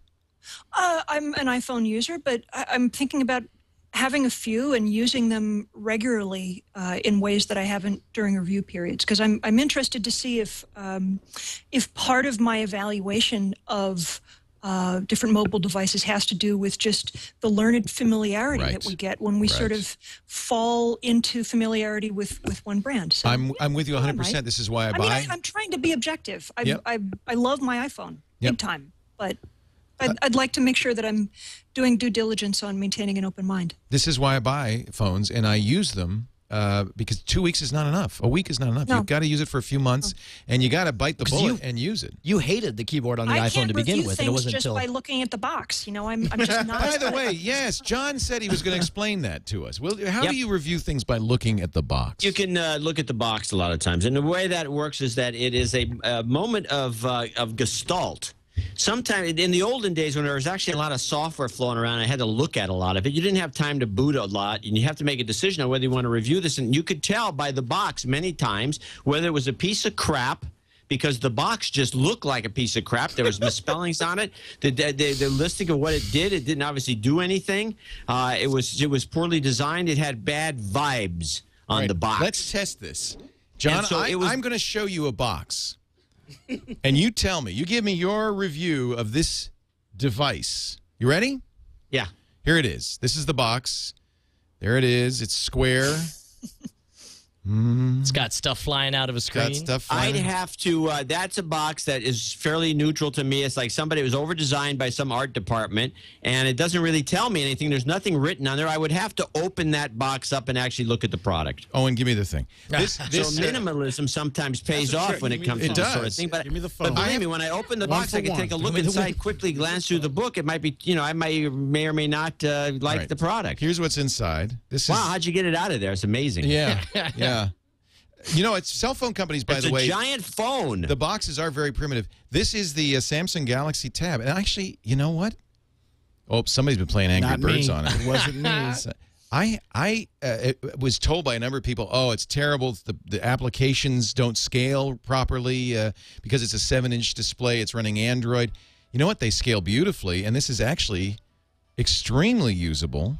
You have a black banana? And a pretty darn good device. I think this is a good competitor to the iPhone. Jenny, have you played with any of the Android tablets yet? Yeah. This is the dumbest game I've ever seen. John, I beg to differ. This is Fruit Ninja I'm playing, for those of you listening. So that's a vegan game. It's free. It's vegan. No fruit will be harmed in the. Well, actually, all of the fruit will be harmed. So you're making smoothies with all of that? Yes, of course. It's delicious, and they have fruit facts in between. Now, this is a non-vegan game because you're killing pigs, Angry Birds. So I have to say this is actually quite impressive to me. I think that this shows that Android, even though Google has said 2.2 is not really a tablet OS. This is running 2.2, not Gingerbread 2.3. I have to say, I've been very impressed by this. Did you start with very low expectations, and that's why you're... I'd read reviews of this that said, oh, it's a terrible device, and oh, come on! He's gonna smile at you. There you go. Oh, you got him. Okay, I got him. By the way, I just want you to know that was an amazing shot. I know, that was a professional shot. Well, I've been playing that board for 20 minutes. I would like to pause for a moment and say That was completely serendipitous. I had New high score. Congratulations, I had no Leo. idea Hey, what you I look was like doing. a pro playing that thing. Maybe I played a little too much of Angry Birds. But this shows me that there's going to be some competition for Apple in this tablet space. I don't think a Windows tablet will do it, but Android actually does pretty nicely. That's on what this is exciting. It's like the biggest step is He from wants it back. He wants and it this is true of anything when you're opening a new market. The biggest step is from 0 successful devices to 1 successful device. And the second biggest step is from 1 to 2. And from here is where it explodes and you get all kinds of different devices that cater to... We saw that with the iPhone, didn't we? Exactly. And so just as the iPad, I mean, I'll admit I was very skeptical of the iPad as a device that people would keep on them and use. And obviously it was a big hit. And I own an iPad now, but I suspect, looking at this device, that this will be better because I do take this ridiculously big laptop with me. If I'm going to take a small I don't want to take a full iPad and this giant laptop, but something like the Galaxy would be fantastic. Oh, you know, the thing you want to take, let me just give you some advice, is the MacBook Air. That device is the winner. I have pretty to sweet. say, The new one's pretty sweet. it's really sweet. In fact, Yeah. Consumer Reports, I'm taking that which home is with me. no Apple fan, I mean, they still have they still are telling people not to buy an iPhone 4 because of the antenna issues. Said this is the best laptop they've ever tested. This is better than anything they've ever tested. Looking at this MacBook they Air, tasted it. They licked it. They all. licked it. Isn't that what Steve Jobs said? It's a lickable interface. I think he said that about the iPhone. a friend of mine, the fantastic magician and consultant Andrew Main, That who writes disappears up your sleeve. brilliant You're in stuff. deep trouble. Well, he did a whole just gonna disappear in my hour-long talk. pocket. he did a whole hour-long talk talking about the principles that are used in magic and illusion and how Apple is a wizard of co-opting them. Because if you look, this is a deceptive base. So when you look at it head-on, It looks thinner than it is. you only yeah. see this edge on both sides. Now, meanwhile, obviously, it gets thicker at the back. And if you look at this, it looks more like a regular laptop that you're accustomed to. No.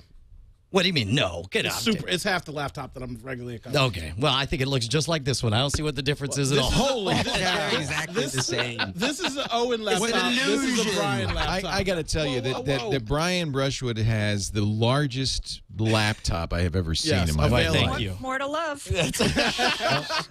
That's what I've been telling people for years. Yeah. That's my line. Wow. So, Jenny, what do you think of these Android tablets? How many have you played with? Have you played with the Arcos or? Yeah, I mean, just briefly. I haven't taken one home for a longer kind of test drive. Again, I'm not a big fan of that really brief embargo review period charade that we all have to go through. I don't do with it. all these different I refuse We manufacturers. don't have to go through it. I refuse. Well, you don't have to, but you do you have that because option if you want to get the early review. But and you do you'll be called upon on day of release by networks and CNN and everybody to review it. So I understand why it would be in your interest to get it a week or two early. I wish. You don't have to do any of this, but Right. that's the game as it exists, and I don't like that. I feel like I don't blame you, real Jenny. quality- It's corrupt. Well, it's corrupt because people like Mossberg and David Pogue have seemed to have a monopoly on this. Jenny, you've gotten pretty good, I think, at getting on this list. Have you not? I didn't do anything. I just seriously. But no, I know you didn't, because you didn't have change absolute it. integrity. But don't you see how it Look, it's nice to have implies? success. It implies some sort of relationship, and you have to. You end up being defensive about it. Well, Right? and super defensive because you don't want to screw it up at the same time. Like No, whatever it and is that's you've why done, you don't want to I ruin am it. very right? proud to cheese off Apple whenever possible, because I don't want to be perception is important in this as well, and I don't want to be perceived as and I have been in the past perceived as an Apple fanboy. Can Not I lately. interrupt? Yes, John C. Dvorak. Isn't it also, haven't you actually, because of your high road that you've taken, Leo, you've been banned from Apple events? Stop! You're just needling Cut to the me. photo. Cut to the photo. No, it's a fact. No, in fact, I'm even in more trouble, and I don't want to say why, but I'm actually even in more trouble. Let's just say someone won't be showing up on the Person of the Year list anymore. Hey, let's talk about that. Time Yeah. Magazine Person of the Year. They did this before. They put it online for votes, but obviously they have no intention of paying any attention to the vote. In fact, #1 right now. Would you read that name, Brian Brushwood? Because I tried to and I couldn't. You know what? I could not, and sadly, I didn't even recognize him on the face. Apparently, the Prime Minister of Turkey. Yes, but I guess. I love that let me guy. find the actual article. You know who he is, Jenny? No. No. It's funny. Leo was not looking at her face at all. He's like, she's I love that guy. Cthulhu, he is mine. I find that whole thing weird that they would choose him because he's actually the kind of the leverage against the original Ataturk change. Is he a Muslim? Now remember, yeah, he's a Muslim fundamentalist when it comes down to it. But do remember that Time Magazine Person of the Year is not, in fact, a good person necessarily. Hitler's been chosen. It's merely the most important person of the year. Now, what was interesting is Marissa Mayer on a panel said it should be, you'd think she'd say, Eric Schmidt, Larry Page. She said Steve Jobs. She said he's made a big difference. He was almost, the story was told it. He was picked as Person of the Year in 1982 or whenever, when they made the computer the Man of the Year, the Person of the Year. Steve Jobs was the original choice, and he turned out to be such a kind of apparently a jerk to the Time Magazine people that they pulled it. You've heard this story from Steve from Wozniak. So they have an online voting system at time.com right now, and Steve Jobs is currently number 7 with 10,000 votes. That's 1/10 of the current number 1, which I'm gonna make a big bid for this one. Recep Tayyip Erdogan. That's why I made you say that. That's right. I don't know. Erdogan. Where's Leo? I'm not on the list. Lady Gaga is number 2. This is why. There you go. This is why internet tells you everything you need to know. Yeah, internet polls don't. Julian Assange. I think you can make a good case for this guy. He's the creator of WikiLeaks, being certainly one of the most important people. I would say he certainly is the person who, in that same spirit of for good or for ill, for kind of like Hitler making a list. I'm not saying he's Hitler, but the point is like someone so wait, who Julian Assange is Hitler? No, oh come on, stop that. But yes, but for someone who affected the headlines of the year, I would say this is my pick. Julian Assange. Glenn Beck, Jon Stewart, and Stephen Colbert. They're neck and neck in votes. Then in number 6 position, Barack Obama. Then in number 7 position, Steve Jobs. Number 8, the unemployed American. Boy, do you really want that one on the history books? I want the unemployed American. I'm voting for the Chilean I just want miners. the photo to be a guy on his couch. I want him to be on the street. Forget a couch. I think it should be O'Docta. Yes, the unemployed American of the year. Are you going to start campaigning for the unemployed American? I'm going to not work for like the next month and a half. And then after that, it's just like, the Chilean miners. I think the Chilean miners are good. They didn't do anything. They were just stuck in a hole. I mean, can you name any of their names? They did their job poorly, actually. They caused the cave to collapse. Yeah, they did. No, but they did all right.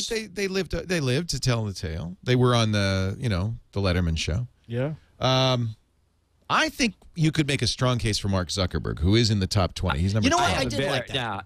I got one. Okay. It's not on the list for someone. Tim Lincecum. Who's that? He's the Giants baseball pitcher who beat your Texas Rangers. Who said who's that? O'Docta said that. O'Docta said that. Yeah, I said O'Docta said that. And say something else, John. Say it. I dare you. Wow. Leo, cut his mic. Do it. Look. You are not in studio. I will say anything I want to you right now, Mr. Dvorak. Well, are you a Phillies fan? Oh no, you must be a Yankees fan. No, he obviously doesn't know anything about baseball. I'm a Phillies fan. Look.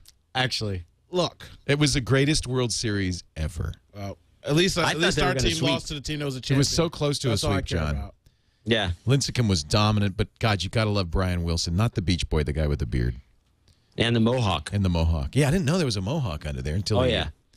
But what's this weird thing that Pat Burrell does? He dresses up in weird leather. No, it's the first, is it Burrell that does Burrell, that? Yeah. He wears the thong. Yeah. Because apparently it was on a... No. The thong. No. That's different. The thong... It's an airport security thing. Well, the thong guy is on first base. What's his name? Yeah. The glitter thong guy. Glitter thong. We're not talking about Lady Gaga anymore? I don't know what Burrell does. Burrell, but when Brian Wilson was on with Leno, Burrell sneaks out behind the set with a full S&M leather... half naked, more than half. It's the San Francisco Giants. What just happened? Weird. I thought this was a tech show. You know what? We were classy up until this moment. If you had known who Lincecum was, we'd be on our way. Actually, that was. I'm not going to lie. I'm going to own up to this. I had no idea who. I don't follow sports. And Mark Zuckerberg took the bullet. I think Mark Zuckerberg would be. Don't you think he's made a significant? And he's got a movie out. I heard he's got a movie out. Certainly, he is the tech person of the year. I would give him that instantly. But I think I would give more it than to Steve Jobs. More than not more. Yes, yes, I would How say many more people than on Facebook again? 500 half million. billion. Didn't he have a movie? Yeah. Well, the movie. True no, story? the movie. Wasn't the it? movie. Don't You do know, the movie. But I'm joking, I think, Mark, obviously, but what do you think, Jenny? Of these people, who would you say is the person of the year? I don't know. I don't even know how important those lists are. But See, I'll tell you one that's thing. exactly what I was about to say. It bums me out that the only female name that you mentioned there, I think probably Sarah the only Palin. one on the list, is Sarah Palin and That's Lady an Gaga. embarrassment. They're both, Pelosi's they're both on there. punchlines. Why can't we Yeah. have like one woman who, like wears pants to the office and does I something know. interesting with science and technology? Hillary and we Clinton. get recognized. Yeah. What woman would I you read suggest? I read a blog post which I thought was really right on about Wired magazine. And Yeah, that was interesting. There was some interesting stuff that came out of that. I Sorry. hadn't really thought about that, but once I'm going to try to see if I can find it. But basically, her point was that Wired covers are misogynistic. Well, the point I okay. think she was making was that the magazine hasn't had a woman on the cover just for like straight up science and technology achievements since, I don't know, 1996 with Sherry Turkle, I think that was Right, it. right. And there's been Martha Stewart and Sarah Silverman and some sexy covers with, I don't know. Well, and the Like this current month cover, with a which giant is breast. the Which is story is about boobs. the story is about Giant tissue boobs. engineering, has nothing to do with boobs, but the cover is Yeah. cleavage. Yeah. What woman? I mean, it sells. It sells When I magazines. first You saw can't. it, I just thought they must be really desperate to flog the print sales. The Yes. print sales must not be doing well. And I think it's definitely fair to have this discussion, but it's unfair to single Wired out as the only publication that suffers from a lack of smart females on the cover. What? Give me a couple of women that should be Women of the Year, just so I can get educated on some. Look, I mean, it's not Fancy my women. job to like pick Oh, out. I know. Yeah. I know. It's not a job. I was just asking in general, like, because Sarah Palin obviously is a joke. Well, I think, but I think her point is Time's job is to let us discover True. people who we didn't Yeah. even know should be the True. person of the year, Yes. and it would be nice if more of them were because women. half the people on the list, most people don't know. Correct. So I got you. I think if they're legitimately the person of the year, it's not going to be somebody you never heard of. Well, let's say, for example, there was an issue, and for example, I forgot that Julian Assange was the guy who did WikiLeaks. I've heard WikiLeaks all year long for multiple giant stories. Here's the blog post. Cindy Royal, Cindy's take on tech. There's the Wired cover, the current Wired cover. And I thought this was such a great post. Dear Wired, I feel like I'm in an abusive relationship with you. I love you. You're charming, attractive, and smart. Everything I would ever want in a magazine. Most of the time, you're harmless, and I tell everyone I know how awesome you are. But every now and then, you slip, and you make me feel very bad. And then she's done a good job of putting together Wired covers. There's the Sherry Turkle cover. Here's Laurie Anderson.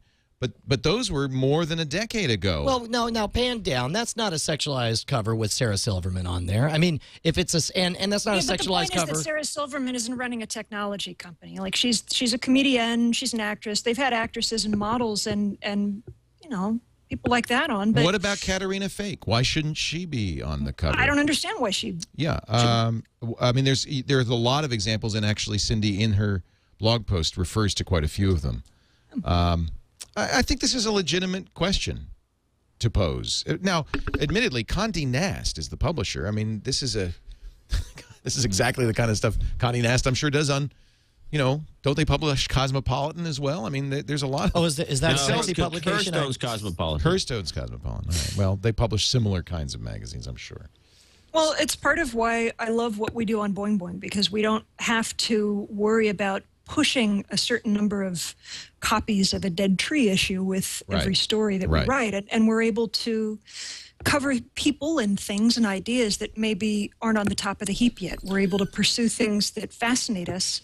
And I think that it's not diversity by design, but it does end up yielding more of a diversity of participants in that conversation. If we could swap roles, then I could play devil's advocate here. And I'm very sympathetic to the point.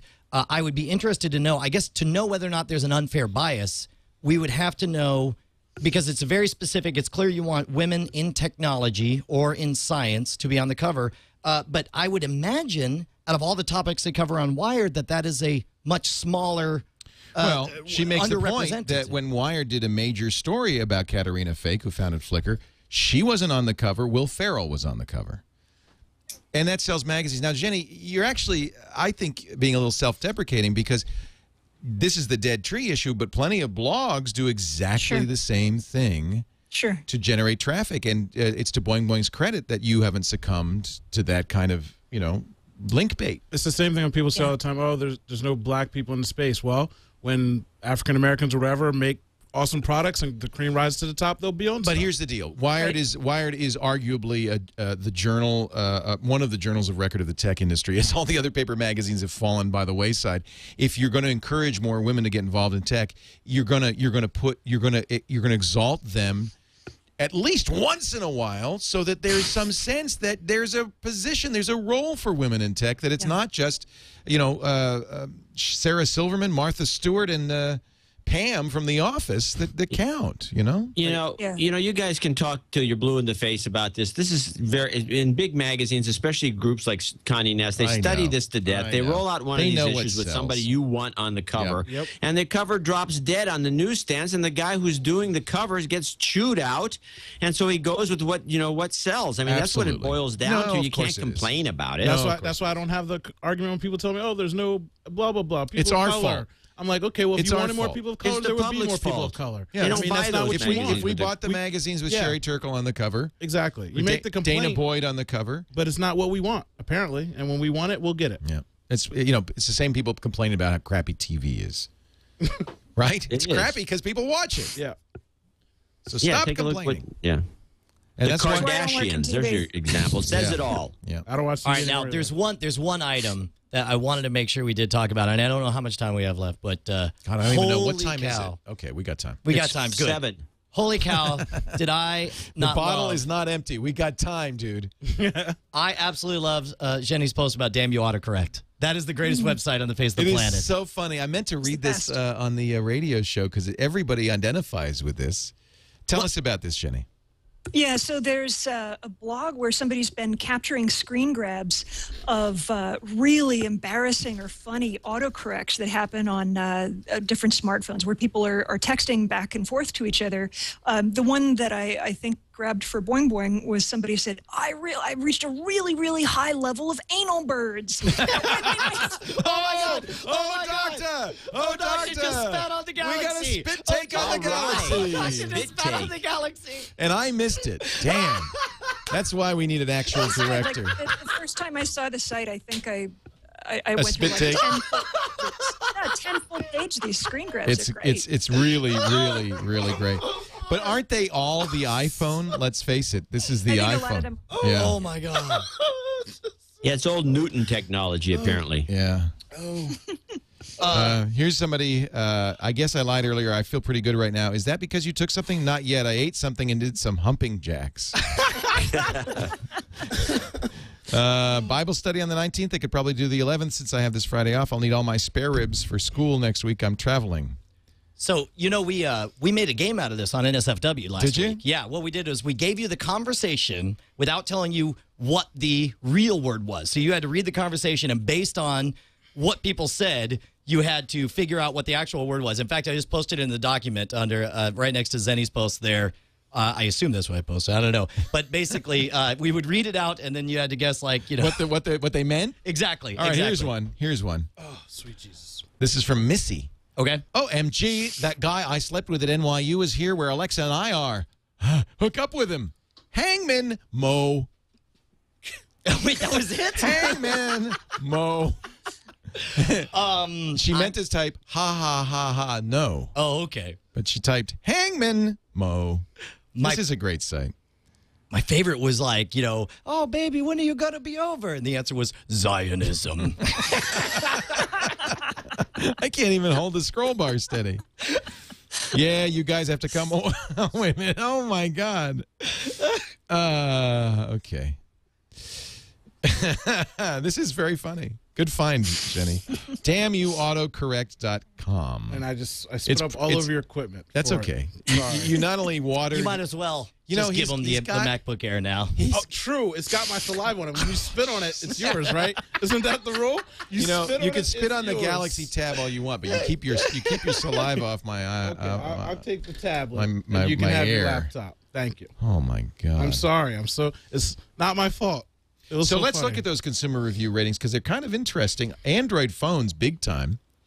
across the board from Consumer Reports. They do. They give you assign a numeric score, as anybody who reads Consumer Reports knows, to the phone. The #1 phone, according to their numeric score. And I don't know. Do we, as tech people, consider Consumer Reports a valid reviewer of tech objects? I do. I in general, on balance, I have high faith in Consumer Reports, and especially maybe it's because I believe in them for cars. I think they're very independent. Yes. I don't. When PC Magazine in its heyday, from about I'd say 89 through 90 to 2000, let's say, when we had this huge lab, but we still have a lab, but it used to be huge when we used to go over every nook and cranny of every possible aspect of these computers that came in, and we compared them with the Consumer Reports version of these reviews, and they were shallow.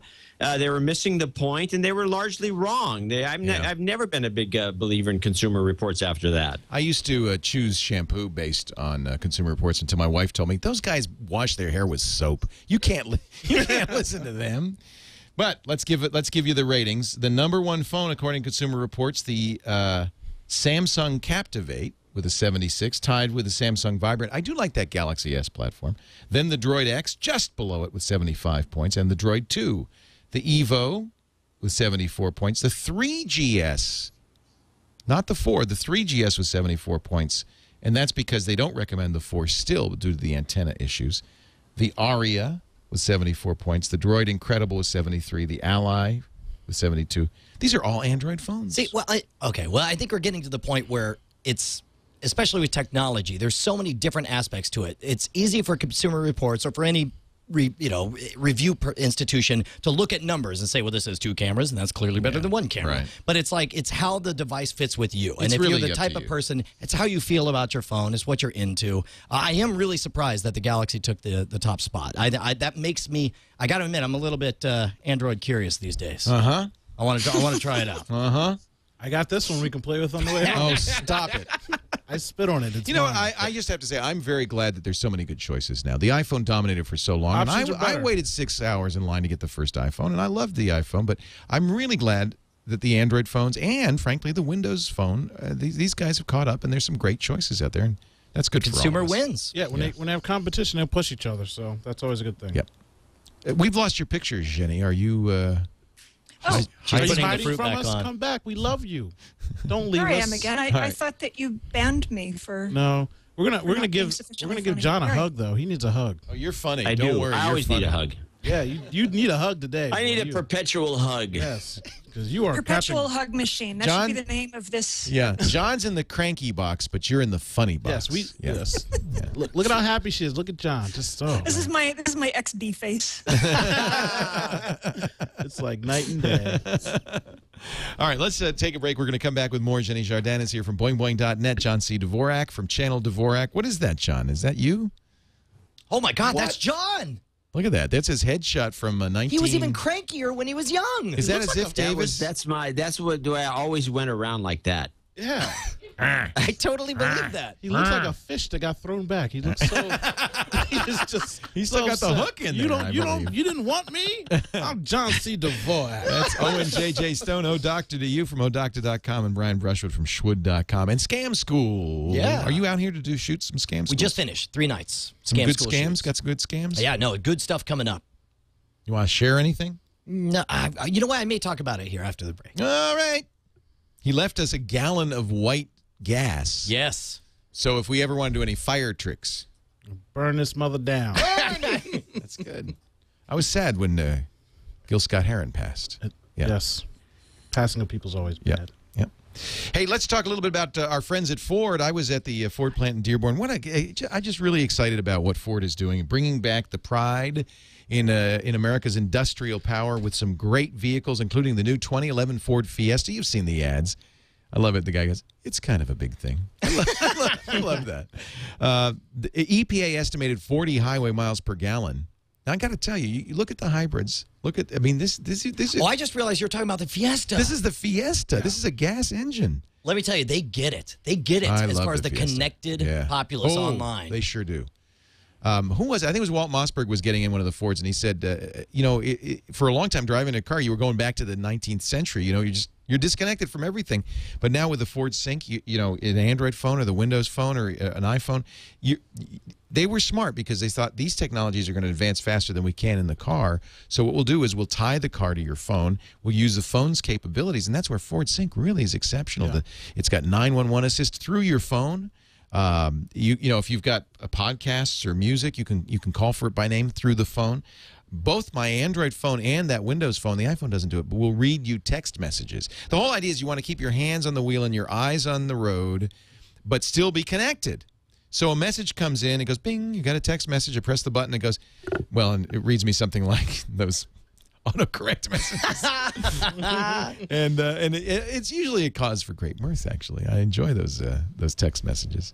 But it's like they understand that, and obviously, I mean, I say obviously, but I assume that the Fiesta is targeted especially at younger demographic, people who are hyper-connected, people who want fuel economy, they don't want to spend a lot of money on cars. But you got to look at the edge if you want a high-tech car, and that's aimed at the soccer mom and you know, I mean, that's a beautiful car. But the point is they want to get around, they don't want to spend a lot of money, and they know that those are the type of people who are going to stay connected, and those are the people who are going to be most likely to pick up their phone and check their messages, which is, you know what's cool is I have my Droid X is my phone, so that's tied to the Bluetooth, but when Henry gets in the car, it gets the audio via Bluetooth from his phone. I can do two phones at the same time. So we can listen to his music while I make sure that my phone is the one that'll ring. Side note about Ford outside technology. Right now I think they have a special on ABC or NBC. But it was just the story of how they didn't take the bailout money, how they struggled through that, and they found their way, and you know, really went to go to the technology, but also just making a better car. And they brought in the right people to have the resurgence. And it was actually pretty awesome. Again, because they didn't take that money, that's why I watched it in the first place. But it was an awesome story. The story is kind of neat. And Alan they're running it through this month. Their CEO, well, good. I'll have to watch. Yeah, it got such high ratings that they're going to play it a couple more times. Their CEO Alan Mulally designed the 777 cockpit. Wow. He's a Boeing engineer, so this guy knows a little bit about technology. I mean, he's like pretty. We had a great talk with him at CES. I hope we can do that again at CES. I'm talking about the Fiesta again. The 1.6 liter Duratec TI VCTi 4 engine is very peppy. There's little things too, like the Easy Fuel capless fuel filler. You don't need a cap on your. I have that on my Mustang. The 4-inch multifunction display with LCD screen. Of course, the incredible Ford Sync. Take a look. Go to your local Ford dealer and drive one this week. It is a great car. Don't forget the Edge as well if you're looking for a little more capacity. Great cars. I am very happy in my Mustang. They're doing great ads too. I haven't seen the ads. They're all over the YouTube, and our friends over at Film Ride did a very funny one. In fact, I loved that one. You did see that. Yeah. They eventually released the ad by itself on YouTube, and it got like 5 times the traffic of the episode. And I was ticked because I was on that episode. Oh no! Yeah, no. That in fact, Ford shows that around as an example of how social media can do, and new media can do great ads for products. Yeah, I'm actually thrilled that they sponsor podcasts. They sponsor a lot of podcasts. Well, they get it. That shows a lot. I think that shows a lot. So we thank them for their support, and we encourage you to support them right back. What do you think about this transit union chief in New York who is suing the Google because somebody was slamming him on a blog? This is another free speech issue. He's going to do anything. Slam the guy. Why? Or I guess he's suing them. He's suing the blogger because the blogger's on Blogspot and is anonymous. And so he says, I want Google to reveal this guy's name. I mean, these are those John Doe lawsuits. The music industry does them too. Yep. Should a blogger's anonymity be preserved even in the case where the blogger is perhaps defaming somebody? Oof. Couldn't the blogger just sign up with a fake name and stuff like that anyway for a free account? He did. So what they need to do is they need to subpoena Google for the IP address. Yeah. That's a lot. I've actually gone through this with Twitter, and then you get the IP address. You know who the ISP is. You now second subpoena tracking somebody down who was doing something. Yeah, we had a death threat, and we then had then we had to go to the jurisdiction where the ISP is. Another subpoena to the ISP saying who used this IP address at this time. We did in fact get a name and address, and okay, yeah, but it's a long process. It is a long process. There is a subpoena process. I presume Google complies with it. I think all internet. What does Boing Boing do? You must receive occasional nasty subpoenas. It happens. My only comment on this story is that I'm delighted that we're not at the receiving end of the subpoena this time. Fair enough. The guy, the head of the New York City Transit Union, says the blog has repeatedly attacked him with false accusations of incompetence. Donkey. How did it come up twice on this show? That's the name of the show, Leo. The name of the show. Not that there's Xeni, I thought anything you were wrong above with that. board with us. You just came down to our level instantly. You We'll were be the first you were to all throw a above stone here. board. Time for more drinks. I'm sorry, I was reading 4chan. Yeah. B/B/B/. Oh, help. He's going to go after a defamation lawsuit, but interestingly, Google has declined to comment and has not responded. But I think that this is there's a standard process for this, and having been through this, most companies will not respond. They say, you need an official of the court to come to our home. Well, and it sounds like a big deal when people sue, but the way everything's set up, you need to sue in order, for example, for copyright. That's all it means. You're going to court. Exactly. For copyright, you have to send a letter of cease and desist, and then you have to sue, or else you release your copyright to it, right? Are you playing Tetris? No. Because apparently, playing Tetris reduces post-traumatic stress syndrome. I totally believe this, by the way. I totally Why? read this article. Well, because well, first of all, I know this much. Whether it's Tetris, when I was deep into chess, I would sit down and close my eyes, and I would chess? I would visualize night configurations. Yes, night it's very moves. soothing. Yes, exactly. Yeah. And I still have it now. I'm playing Drop 7 on the iPhone. It's my new addiction. Is it like Tetris? It's like Tetris, and I just picture the numbers dropping and forming. It's where your mind goes on an idle cycle. And I would imagine if I've seen some horrific things that I would prefer my mind go to Tetris or to Drop 7 or to night moves than to those horrific things that I participated or saw in. What's that one game? Night boobs? Night moves. Oh, knighthood. Oh. Basically, you just need something to distract you. I don't know so much it's Working Tetris. on a night boob. Yes, come down to our level where it's dirty and filthy. All I want to She say, isn't even drinking. all I want to say is She's that drinking Leo, matcha. Leo squinted and shook his head when John did it, but then he starts grooving when he's like, when Jenny does it. Down it, Leo. Drink.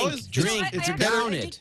I did read Just this down story it, bottoms also, up. and I don't know much about the research behind it, but having played a few rounds of Tetris in my life, it makes sense. There's a kind of repetitive geometry. There's this sort of blocky meditative space that you get into You zone when you out. really groove it on that game. You zone out, yeah. And Is it, do you think, the equivalent of meditation? I do. I would totally believe that. It's a state of low-level self-hypnosis is what I could imagine it as. yeah. Yeah, I'm with John on that. I don't know about all that. No, we've all done that. Isn't that why we play video games? It's not. It's calming. Even Modern Warfare it does take you to a 2. different place, but meditation is something different. Meditation is you looking inside of yourself and dealing with the things you have to deal with in your own mind and not letting you go mindless into a game and push buttons that distract you. Here's what it is. It's like when you are in the world, you have so many different types of stimulation. You have audio, you have your tactile, your visual, you got things happening, you got people talking to you, and it's like when you do something like Tetris, it occupies some of those inputs. So it's like Hey, you've lost Leo. He's wandered off with the bottle. He's taking the booze out of here because we're getting too real I was up in actually hoping this. somebody would assist him so he doesn't walk into something. That's right. He's been like he is walking around like Ray Charles right now. He can't see anything. But you've been there. It's like when you get into a game and it's like, for example, my I know favorite what you're saying. way. I'm just saying it's different than meditation. Yeah, for I example, understand. that's what why you're you saying. can read audiobooks while I you're don't know how to driving a read. car. Well, you listen to audiobooks while you're driving a car Okay. because your hands are doing stuff, your eyes are doing stuff, your brain's doing stuff, but you're able to hear and listen. You have these different inputs, and it ties it up when you play a game like Tetris. Meditating is just me in There my you mind. go. Even a shoot 'em up for me is actually fairly meditative. Kinda 'Cause calming, right? You need to focus. Now, I'm a very ADD person, so when I Really? was are you being sarcastic? when I was a kid and I was undiagnosed ADD, I played chess, and it was very soothing. In fact, they say people with ADD hyperfocus, and I think that maybe we are in a kind of almost condition of ADD in this society, and that these games probably do help people deal with the crazy society that we're I think cooking is a better use of your time. Cooking's and good, it's too. also meditative. and you Yep. get food at the end. I've been cooking for a long time, and let me tell See, you. okay, we just have they're different flavors No, of the no. same game. See, I'll play Doctor? Cooking Mama on the Wii. Cooking, not eating. What? Cooking, You can't not cook eating. it and not eat it. That's your Yeah, you problem. That's can. like Yeah. opening For some other rum people. and not finishing it. Exactly, Uncle Leo. Cooking, not eating. Netflix says we're not going to be on Android until they get a much more secure platform. We're on iPhone. They just, in fact, this annoyed Android. iPhone. This annoyed Android people no end because they announced it for Windows Phone 7. We've been waiting on Android. They say no, it's because it's insecure. Do you really think that is Netflix's position that they'd like to be in, or are they being forced into that position by The movie industry? Yes. Yeah. They need a DRM solution. They say, I don't know. How would you steal a Netflix streaming movie? I don't even. But I mean, if that was, I don't know. Yeah. I mean, capture the raw and emulate. I mean, I would imagine you. There's software to do it. Really? Yeah. All right. Murdoch to pull the plug on MySpace? You think? I don't know. I kind of want to make a pool on this one. You want to make a death pool for MySpace? He was very grumpy. He was like John. He said, "This thing's not making money. It's not going to last." John. It was like John. It's not going to last. These guys need to get out of here. Close the place. Yeah, shut it down. Didn't they just redesign it? I mean, it's new. Yes. It's got a new look. They relaunched it as a compliment to Facebook. Kind of waving the white flag. A compliment. Because Facebook just doesn't have enough animated GIFs of kids. Right. You like us? You like Facebook? You love us. But do you know my current position on Facebook is defined entirely by 2 years ago, John C. Dvorak's position on MySpace, because Facebook was the young upstart, and John C. Dvorak said, and I'm sure I'm going to misquote it, but it was just like, this is a fickle market. This is popular, and what's popular now is very rarely what's popular 2 years from now or 3 years from now. And damned if that's not exactly where we are now. That's how the state goes. rock. That's right. That's how it goes. People, when I first heard about MySpace, I'm like, "What's MySpace?" People are like, "Ha ha ha! You're not on MySpace." You get on MySpace, people are like, "Oh, MySpace." You're still on MySpace. They laugh at you again. Ha ha! You're still on MySpace. So I mean, the wave is going to come and go. That's why when everybody goes crazy about Facebook, I know the numbers, but at some point, what you just said, what John said, excuse me, not what you said, because I'm not giving you credit. What John said is what happens in the market. It happens. January 6th of this year. You're going to have it. Paul Chambers is trying to get on a plane. He's late. He arrives at the airport. He tweets. And by the way, he has a few dozen followers. He tweets. To his friends. He says to out his loud friends, on to his the record. friends. Robin Hood Airport is closed. You've got a week and a bit to get it together. Otherwise, I'm blowing the airport sky high. Oh, yeah, right. This is a great one. Tweet might have faded into the obscurity of the internet had it not been discovered 5 days later. Not even at the time, but 5 days later by an airport duty manager who forwarded it to his station manager. With the note, hey, this guy's going to blow the place up 5 days ago. No, here's the interesting thing. Even though the threat was deemed 5 days ago. Just instantly busted the shoes like, 5 days ago. Yeah, he was going to blow it up. Even though the threat was deemed non-credible, because I guess 5 days later he hadn't done it, it was passed on to the police. January 13th, he was arrested. He was questioned. And probed anally? Who knows? Because he is now, on Thursday, Judge Jacqueline Davies at Doncaster Crown Court, which is in England somewhere, with a name like that. Robin Hood Airport, I think it's probably kind of a rural airport. Ordered him to pay $3,225 in prosecutorial costs. Or pounds. Well, no, yeah, 2,000 in U.S., 2,000 pounds. I converted it for you, John, because Gotcha. I know how you feel about that. And a 385-pound fine. Stephen Fry, among others, volunteered to, he said, whatever they fine you, I'll pay. Yes. But my favorite part of this story is now, and if you search on Twitter for the hashtag #IamSpartacus, loved this. Thousands of people have tweeted the same tweet with the hashtag #IamSpartacus. I've said so many worse things than this on Twitter. And Wait a on minute, the internet, you've threatened to blow up airports on Twitter? I've threatened to kill people and What? stab them. Yes, I'll kill you right You're now. kidding, really? I just said it. I will stab you repeatedly. He will. I will Be leave careful. you dead in the streets. Really? Spiky hair. Look, I'm your ride when home. You used to be my ride home. When I kill you and take the keys and throw Chad in the dumpster, I am out. Now what? Who's going to stop me? Now, we should explain to the younger set, this I Am Spartacus comes from a movie, Burt Lancaster movie, right? Yes. Yes. I didn't know it was directed by Stanley Kubrick. They said Kubrick. It was a Kubrick movie. I didn't know that. That is interesting. But there's that famous scene when they say where's Spartacus, and one guy who is not Spartacus steps up and says, I am Spartacus. That you identify the body or the living person of the slave called Spartacus. And now, of course, there's Tony Curtis. There's Kirk Douglas. Or is that Kirk Burt Lancaster? Douglas is I can never. Spartacus. That's Kirk Douglas. Yeah. Kirk Douglas is Spartacus, right? Yeah. He's going to stand up. Spartacus. I'm Spartacus. They're all Spartacus. Spartacus. I'm Spartacus. I'm Spartacus. I'm Spartacus. I'm Spartacus. I'm Spartacus. You know how when you say a word over and over again, it starts to sound kind of funny? Really? All right, I have a question right here. So all the slaves say they're Spartacus, thereby making his identification impossible. I think we So they all killed them agree. all. I think we all agree that this was a very silly arrest that they made on this guy. Was 5 it? days after Wait the a minute. ban. He threatened to blow up the airport. Did he? It was deemed a non-credible threat. And after it was deemed a non-credible threat, then they went and picked him up. This is a make-work busybodiness, right? Who did he threat? Who did he threat to? He threatened to his 12 friends on Twitter. That's right. So what? What are they going to do about it? Like It's not a threat. It's not credible. Thank you. Sorry. All right. Like I said, I just threatened your life. Now, if you end up missing, Okay. then we have a problem. All right, how do we feel about this whole I am Spartacus thing? I think it's kind of cool. It's a move of solidarity. I like it. I like to see that. What do you think? You like it? Thumbs up? I'm on board. Yeah, John, are you down for this? You think it's a good idea? Yeah, I'm in. Count me in. Jenny, are you down? Fine.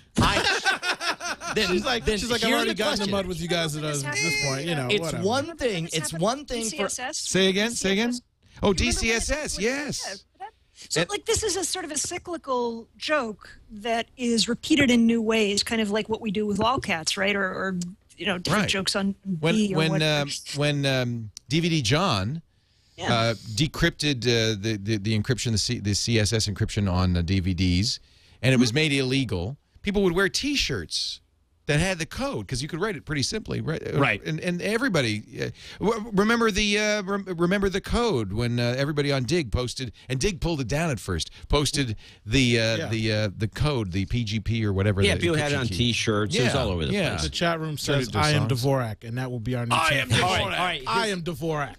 But here's what I want to say is like it's one thing for us to intellectually think this is a great idea, but I don't know that I am such a coward. I don't know that I have the courage and convictions to type those words. I will tweet it out right now without the hashtag I am Spartacus. I will blow. No, stop. and the Wait a minute, that's the airport- Royal Rum It's on talking. Leo's Stop. All right, you know what? machine. I propose. This is It's your on my laptop, machine too. from my IP That's why address. he's stopping me. That's right. Because it's his machine. When they come Make some back here other 5 threats while days you're later, there. they're like, who typed this? Doctor? It was the black Okay. guy. It was the black guy. He was here earlier.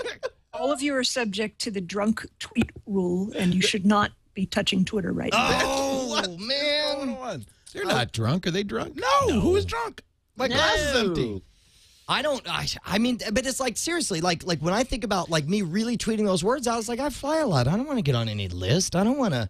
I honestly don't know that I have the courage to participate in that There game. you have it. Look at all these. In a I- nutshell. These are all the I I am thought you supported Spartacuses. I am Spartacus. I totally do, You but do I'm not. a physical You do not coward, support is what them. I'm saying. You don't support them. A lot of these I am Spartacuses are today and recently. I mean, this is. I'll tell you what, I'm looking for I am Dvoraks. I guarantee you they're already out there on Twitter. Dvorak. Do a search for I am Dvorak. People Oh, by taking- the way. Yes. Oh, I don't He know if I'm is- going to be able to. he Go is ahead. Dvorak. I got to plug something, I think it has to be Ba I am Dvorak. which is my editor at Market Watch, David Calloway, needs some followers on Twitter. Oh dear, I hate it when people do this. I'm not gonna. I'll do it next time because I got to get his exact name because there's a million guys named David Calloway. I'm remiss. John.